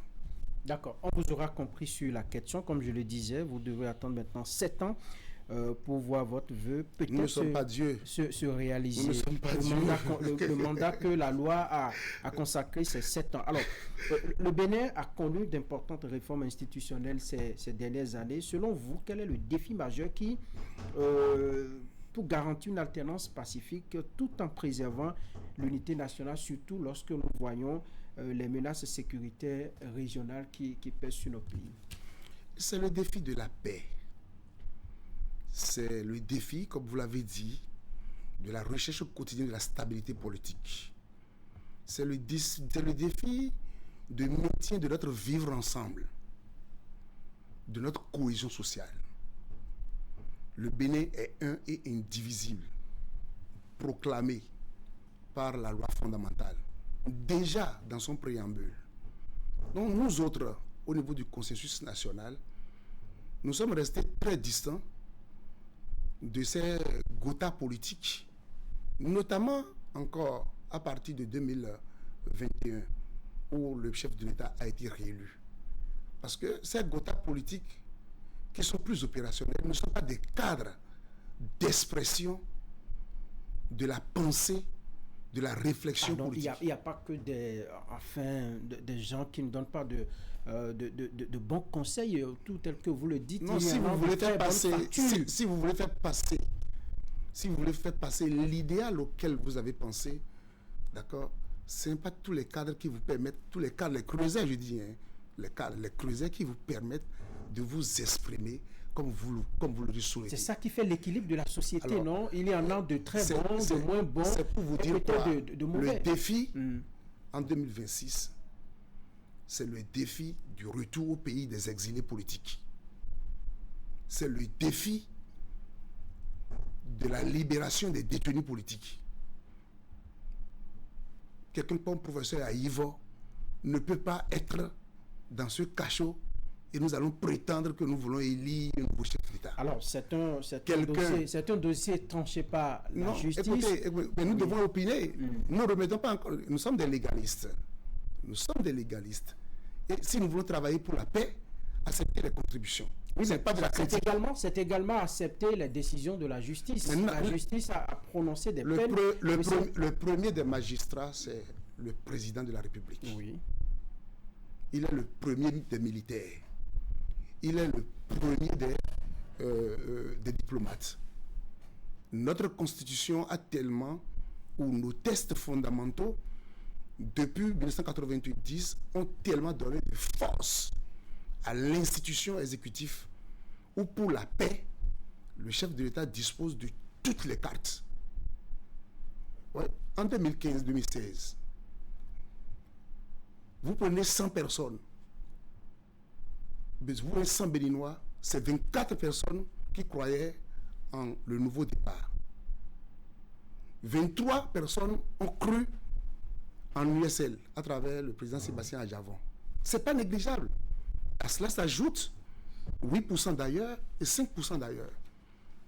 Alors, lorsque vous faites 8 plus 5, ça fait 13. Moins 23. Il reste 10 encore. Ce n'est pas négligeable. Pour la paix, nous sommes à 3 mois de la fin des 10 ans.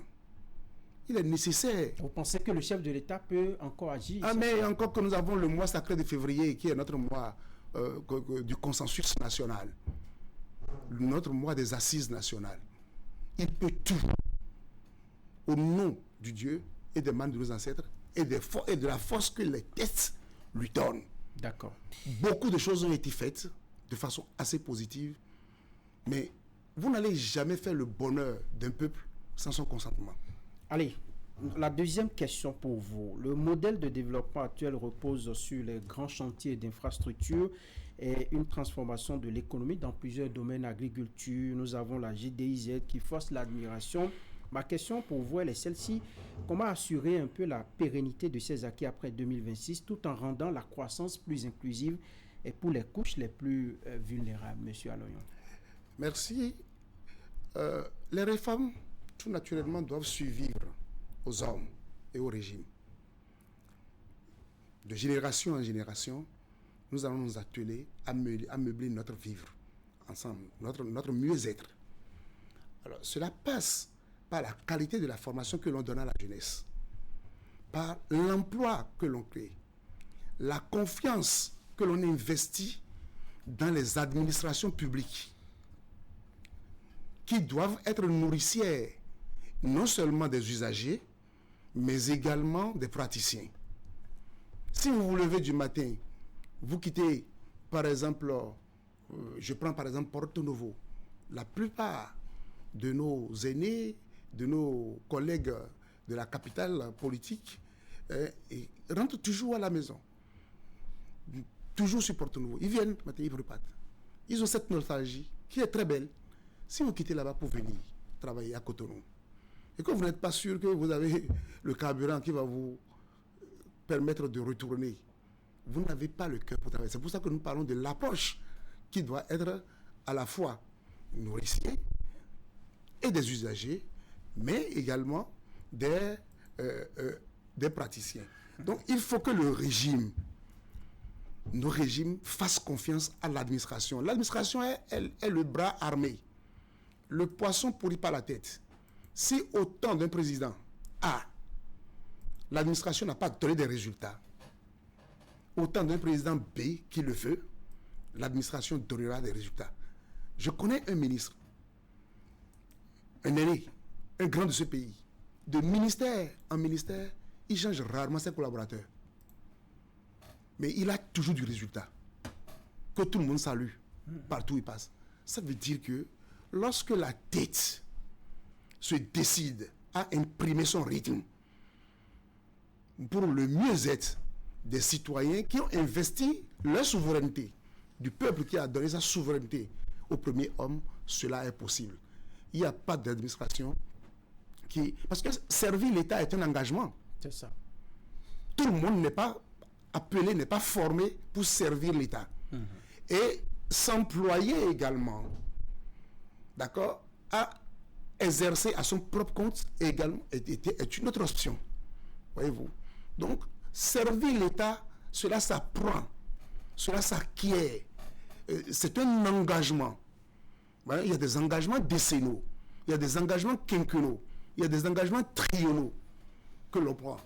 Donc, si vous n'avez pris aucun de ces engagements, et qu'un bon jour, on vous débarque dans l'administration, on remet un bon bureau, vous allez y rester, et vous allez partir le jour où votre mission va terminer sans produire grand résultat. Donc, l'administration béninoise est une administration de confiance en qui on peut obtenir beaucoup de résultats. Ça dépend des conditions que l'on met en œuvre. Monsieur Aloyon, entre le retour des biens culturels et une présence, disons, affirmée sur la scène internationale, le Bénin a changé d'image. En témoigne, disons, le festival que nous organisons chaque année à Ouida, par exemple, les Vodou Days. Quelle doit être, selon vous, la prochaine étape pour que le label Bénin devienne un moteur de leadership incontesté au sein de la CEDEAO et de la sous-région ouest-africaine? Il faut absolument perpétuer ce qui se fait en bien. Et c'est très louable et très noble que nous puissions retourner à nos sources, à la promotion de nos valeurs endogènes. Qu'ils vous souviennent, ici, sur ce plateau, j'ai été reçu par l'aîné Brice Oussou, alors qu'il les essaie. Nous avions eu l'idée, avec le gouvernement du président Yahi, de mettre en place un programme panafricain dénommé Festival international endogène du continent, Festico Africa. le développement est endogène. Comptons sur nos propres forces. Et je peux vous dire, on peut tenter de l'expérimenter. Le budget général de l'État peut être alimenté à plus de 50%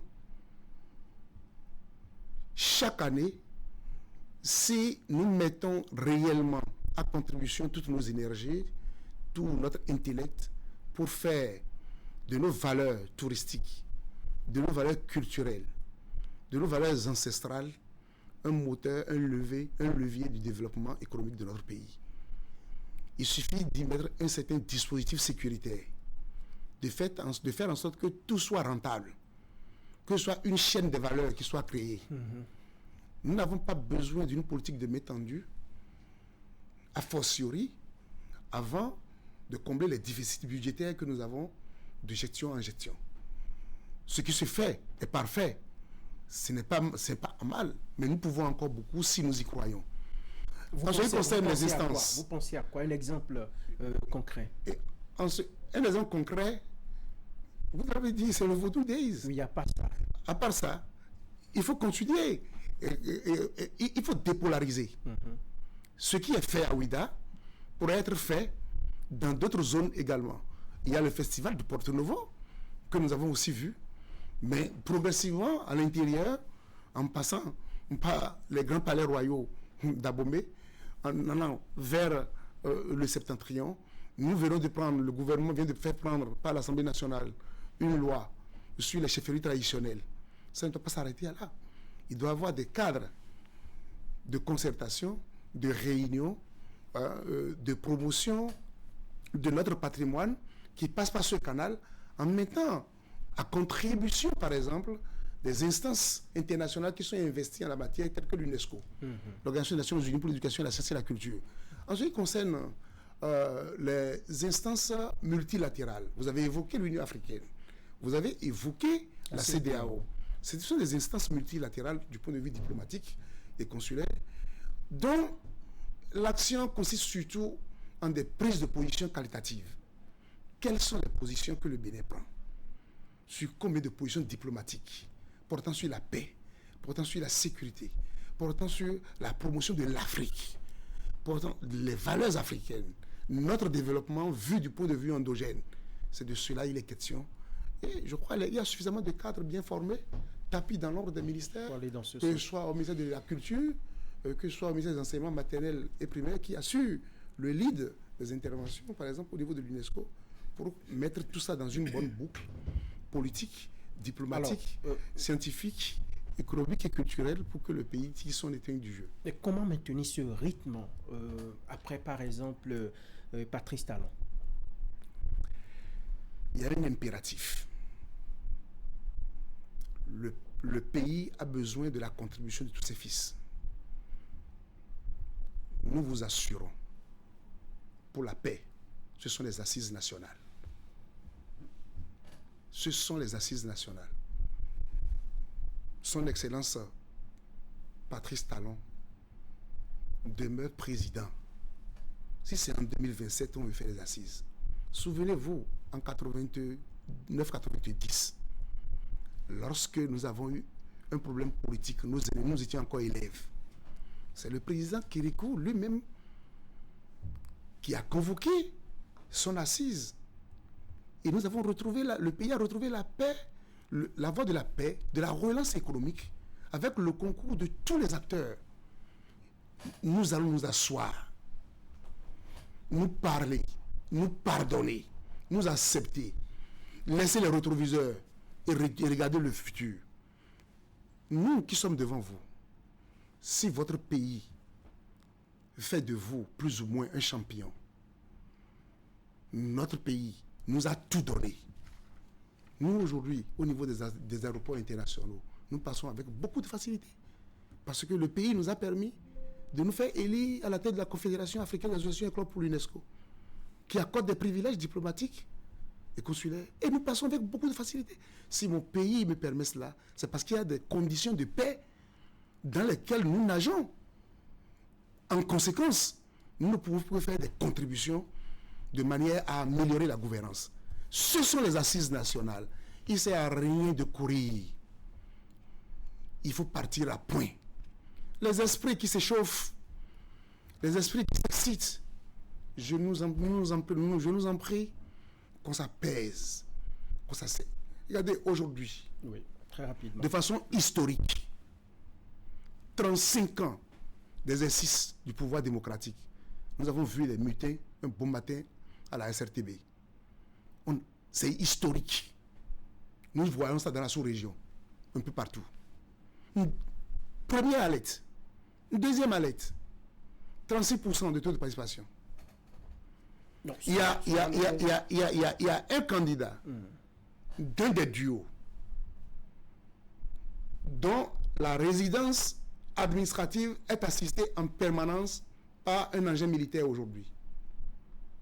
En 2016, quand le président Talon venait au pouvoir, il n'y avait pas d'engin militaire devant sa maison. Alors, par conséquent, les contextes ne sont pas les mêmes.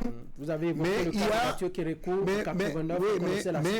mais s'il vous plaît, nous devons unanimement avoir le courage de nous dire dans nos forts intérieurs que notre paix, notre vivre ensemble est presque éprouvé.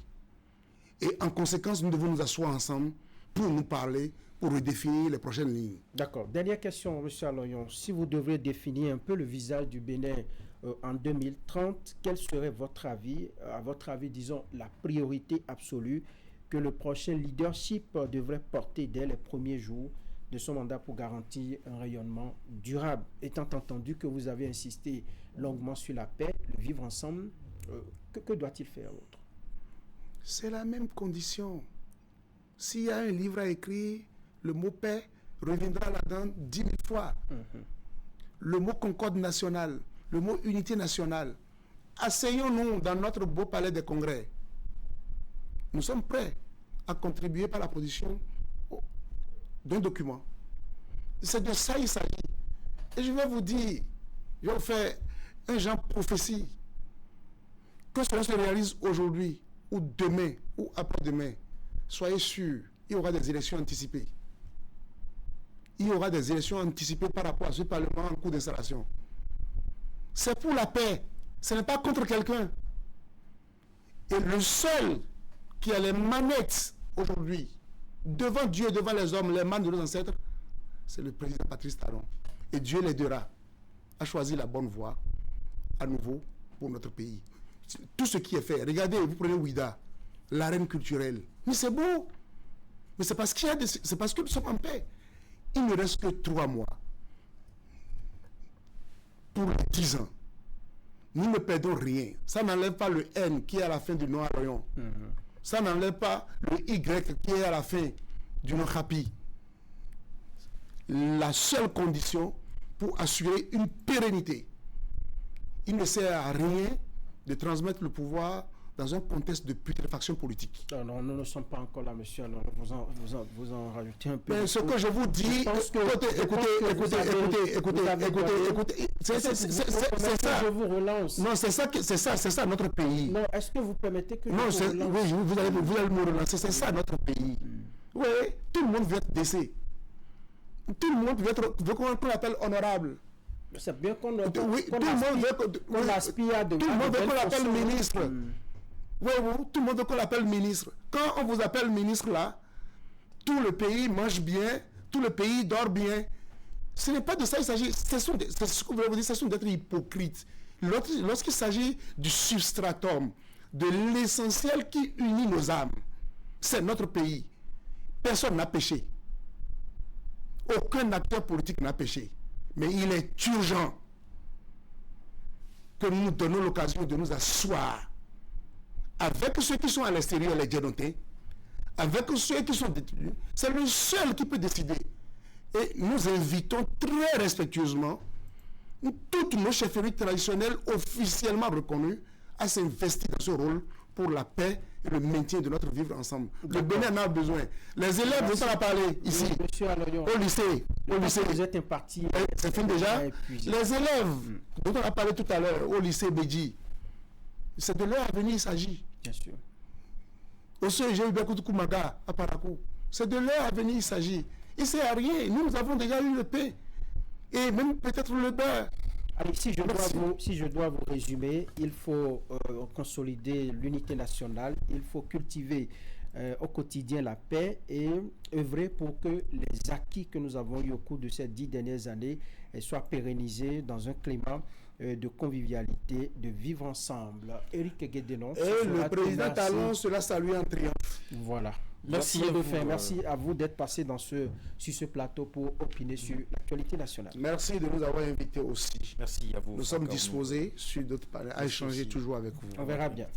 Ce matin se poursuit. Eh bien, ce matin, notre forum de discussion s'ouvre sur un véritable problème de santé publique qui frappe silencieusement notre jeunesse. À Tikinku, ces comprimés de rue devenus un raccourci dangereux vers une force illusoire, dopage des jeunes quand la quête de vigueur détruit la jeunesse. Ça va être tout à l'heure dans notre forum de discussion. Écoute-moi, Skidi. Il n'y a pas plus belle victoire que de voir tous les royaumes alliés et ennemis se prosterner devant un seul et même roi. Et ce roi, c'est toi, Shaka, fils de Senzaga Kona. Une guerre se prépare. Il va vouloir se venger. Tu dois bâtir ton propre royaume. C'est toi le roi. Mieux vaut faire la paix que la guerre. Mais parfois, on n'a pas le choix. Nous les anéantirons tous jusqu'au dernier. Ah, mort! À l'attaque! Allez!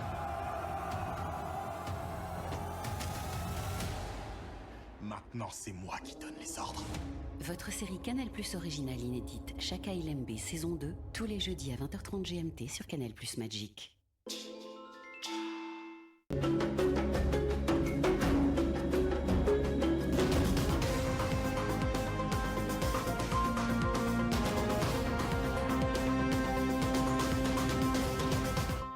De la société civile et surtout des médias qui aussi ne s'engagent pas, mettons, dans le jeu afin de l'expliquer suffisamment aux populations. Je pense que ceux qui nous ont entraînés dans la fièvre du renouveau démocratique en 90 ont fait ce qu'il fallait, ce qu'ils pouvaient, mais aujourd'hui que nous avons avec le recul constaté tous les problèmes qu'il y a autour, nous pouvons commencer à les corriger courageusement et redonner le pouvoir aux citoyens électeurs.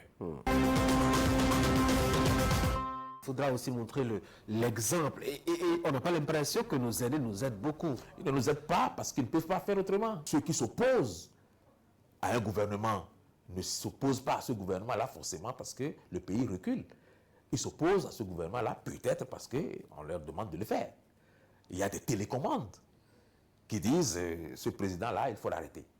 Celui-là, il faut faire en sorte qu'il dégage. Et celui-là, il faut faire en sorte qu'il n'atteigne pas, qu'il ne réussisse pas tel projet. Vous voyez? Donc, il y a de ces choses-là qui se font avec les nationaux. Et c'est pour ça que les hommes politiques doivent faire attention à travailler pour le pays plutôt que pour d'autres intérêts qui ne sont pas des intérêts nationaux. Alors, l'Afrique de l'Ouest a un problème avec la démocratie ou c'est plutôt Jacques Chirac qui avait raison en disant que la démocratie est un luxe pour les Africains? La réponse à cette problématique pourrait se trouver un peu dans ce que disait le professeur Maurice Arens au Glélé lorsqu'on faisait la popularisation de la nouvelle constitution de 1990, 90, oui. Où il disait que il faut absolument qu'avec le vent qui souffle là, pour qu'on ne soit pas dépassé par les événements, qu'on fasse en sorte que les fondamentaux de la démocratie soient enseignés. Que la Constitution soit enseignée à partir de l'école primaire. Que les questions touchant aux droits de l'homme soient enseignées à partir de l'école primaire jusqu'à l'université.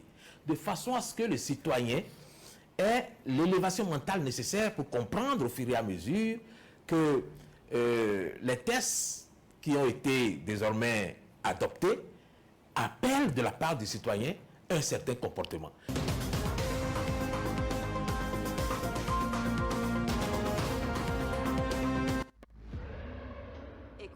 Aspidi.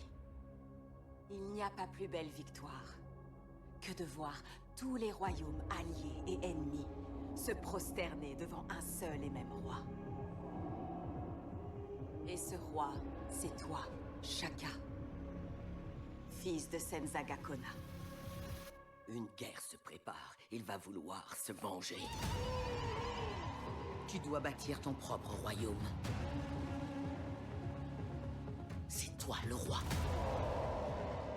Mieux vaut faire la paix que la guerre. Mais parfois, on n'a pas le choix. Nous les anéantirons tous jusqu'au dernier. Ah, mort! À l'attaque! Allez!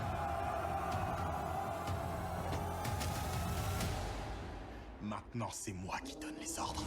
Votre série Canal Plus originale inédite Shaka Ilembe saison 2, tous les jeudis à 20h30 GMT sur Canal Plus Magic.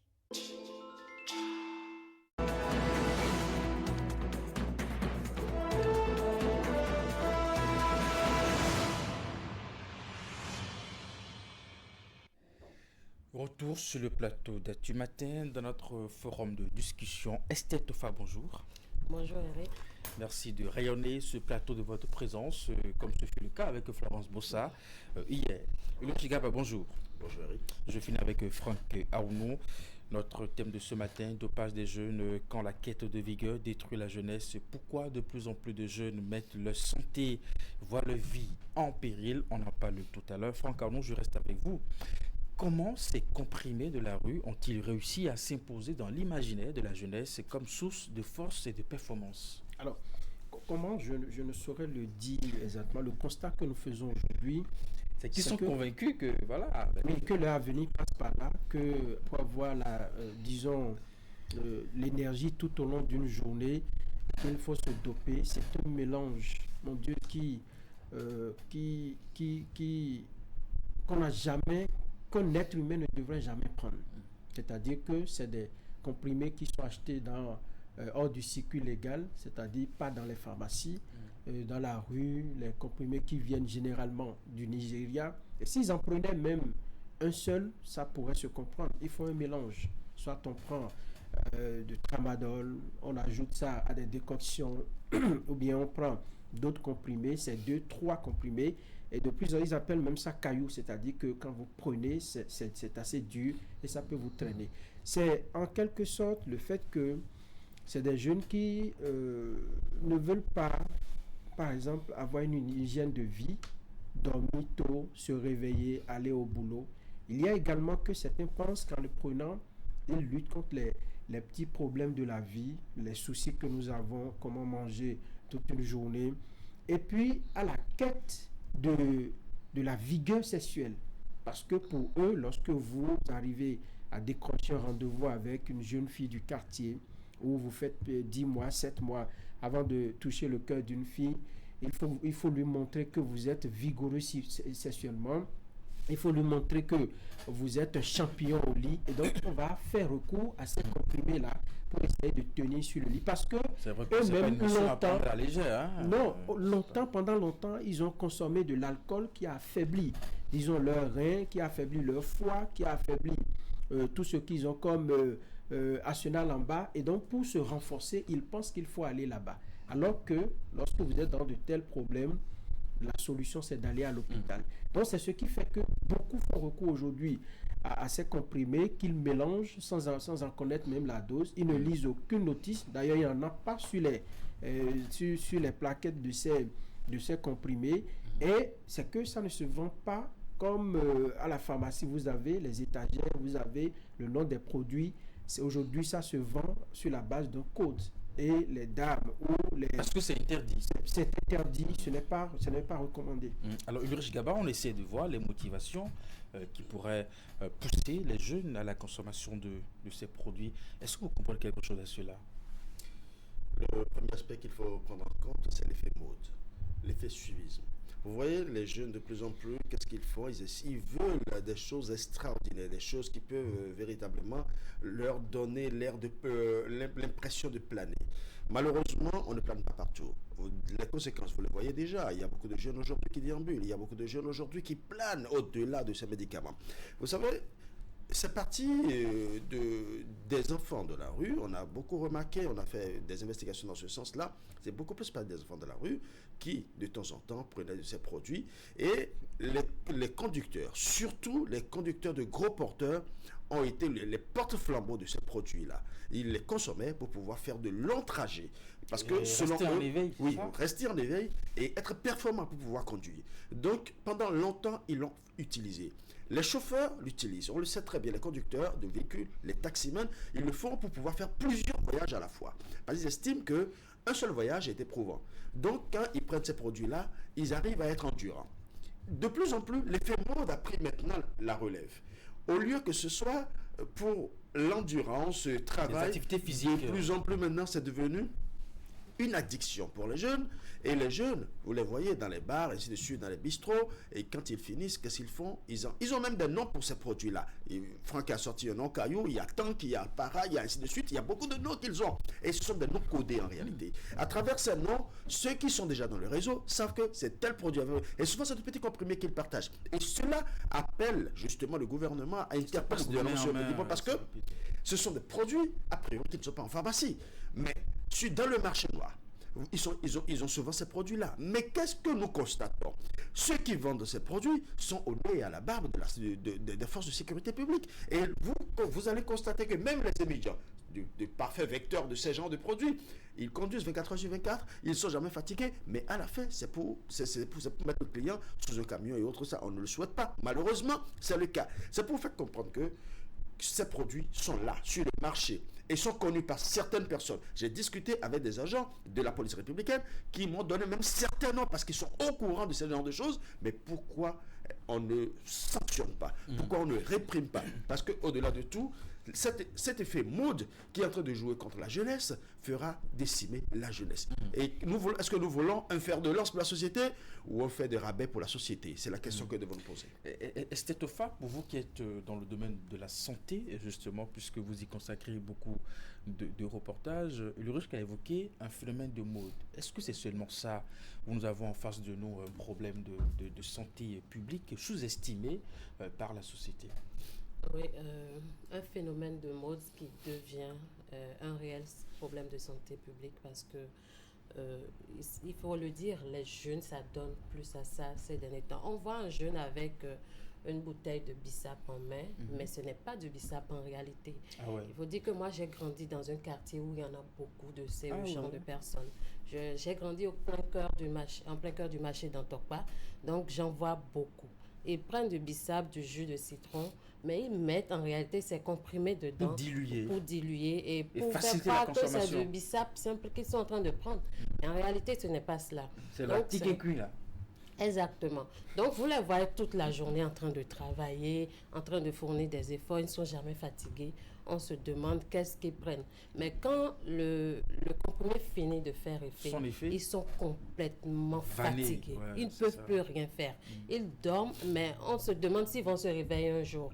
Donc, c'est un réel problème de santé publique parce que même des crises cardiaques qu'on voit chez certains jeunes peuvent être dus à cela. Parce qu'il y a également des hallucinogènes. Ulrich l'a dit, ils aiment planer. Donc, ce sont ces hallucinogènes qui sont contenus dans ces comprimés qui font qu'ils se croient au-delà de tout. Ils ne sont plus dans le monde réel et ils s'imaginent tout et rien. Donc, les crises cardiaques, les troubles mentaux, il y a des jeunes qui... Ça vient de là. Voilà, du jour au lendemain, vont se mettre... On ne pas la dose. Voilà. Même s'il n'y a même pas un souci de dose, il ne faut pas prendre ce genre de comprimés parce que ce n'est pas recommandé. Déjà, ils ne le prennent pas en pharmacie. Ils ne les prennent pas en pharmacie. Ils ont des gens qui leur fournissent là juste pour, travailler, se sentir... Et paraît-il à des prix très bas. Oui, sinon, est-ce qu'il y aurait autant de jeunes qui seraient en train de s'en fournir? Alors, Franck, qui porte la responsabilité, le dopage des jeunes?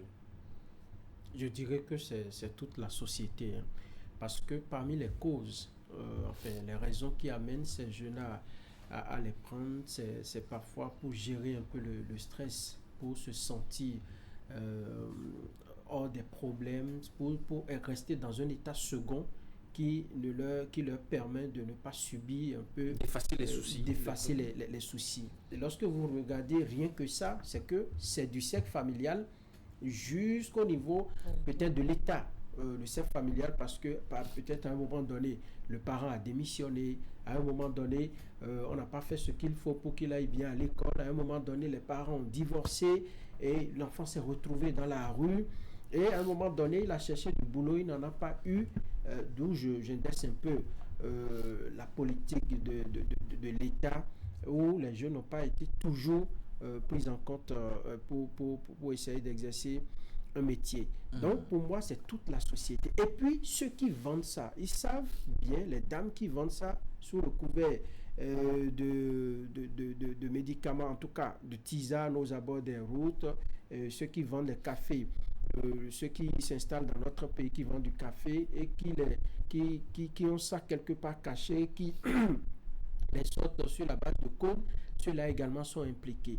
Et puis l'État qui lutte, il faut avouer que ces dernières années, il y a eu beaucoup de saisies de ces médicaments, mais ça reste encore, il reste encore beaucoup d'efforts à faire. Alors, les effets, c'est que on voit des gens qui, en pleine circulation, font des crises, on voit des gens qui tombent comme s'ils étaient épileptiques, ou bien des morts subites. On dit, il y a eu aujourd'hui, pourquoi dans le rang des jeunes, il y a beaucoup d'AVC aujourd'hui? C'est dû à ces comprimés. Donc moi, je pense que le problème, il faut le prendre de façon holistique et trouver des solutions dans leur ensemble. Il ne faut pas accuser seulement les jeunes. Il y a beaucoup de paramètres à prendre en compte pour lutter contre nous avons quelques réactions aujourd'hui sur nos canaux digitaux en termes de causes. On parle de pression sociale, on parle du chômage, la précarité et l'oisiveté. Alors, Ulrich Gaba, pour finir, comment expliquer la facilité d'accès de ces comprimés? Oui, c'est parce que déjà les produits sont très moins chers et sont apportés de toute la bourse. Je vais vous raconter rapidement une histoire pour que vous compreniez un peu la dangerosité de la chose. Franck a bien fait de dire que c'est toute la société qui est responsable. Vous voyez, on m'a raconté une histoire de frères, 3 frères. Il y a 2 qui très souvent allaient dans le ghetto pour aller prendre ce genre de produits. Ils savent là où ils s'approvisionnent. Et un jour, vous savez, quand on commence par en prendre, on en devient dépendant. Ça devient une addiction. À un moment donné, ils ont besoin de prendre ces produits. Ils sentaient véritablement le besoin d'en consommer, mais ils n'avaient pas l'argent. Leur petit frère, le 3e, qui avait toujours envie de les suivre chaque fois qu'ils allaient dans le ghetto, le jour-là, avait un peu d'argent. Ils lui ont demandé de lui donner de l'argent pour qu'ils aillent en prendre. Il a dit non. Soit je vais avec vous et on prend ensemble. C'était la seule condition. Mais eux, ils étaient dans le besoin. Un besoin pour eux vital. Ils étaient obligés d'amener leur petit frère. Il est allé, ils ont pris le produit. Après avoir consommé, le petit frère ne parlait plus. Ils étaient dans une chambre. Le petit frère ne parlait plus et ça leur a fait un peu peur. Ils lui ont demandé, mais ça va, tu es là? Vous savez ce qu'il a répondu? Il dit, je le dis en fond précisément pour que beaucoup de personnes voient. Il dit, Fofo, nasi ho. On dit quoi? Tu vas faire quoi? Ceux qui ne comprennent pas français, ça veut dire je ressens la force de soulever la chambre. La chambre dans laquelle ils sont. C'est pour vous dire. C'est un produit assez dangereux qui décime la jeunesse. C'est à portée de main et tout le monde doit agir. Et nous n'avons pas cette habitude de dénoncer. La dénonciation civique aujourd'hui, il faut que ça revienne. Le débat reste ouvert parce que ça concerne les jeunes. Vous pouvez réagir sur le sujet sur nos canaux digitaux, notamment sur notre page Facebook. Merci à vous, Ulrich Gaba. Merci à vous, Esther Boufa. Merci à vous, Franck. Nous apprenons sur la revue de presse. Passez une très bonne journée, très bon week-end aussi à vous.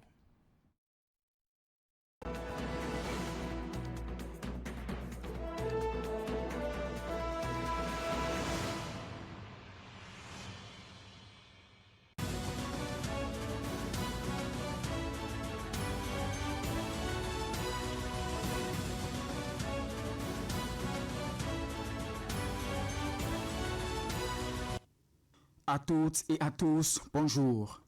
Le Bénin poursuit sa marche triomphale sur le marché financier international.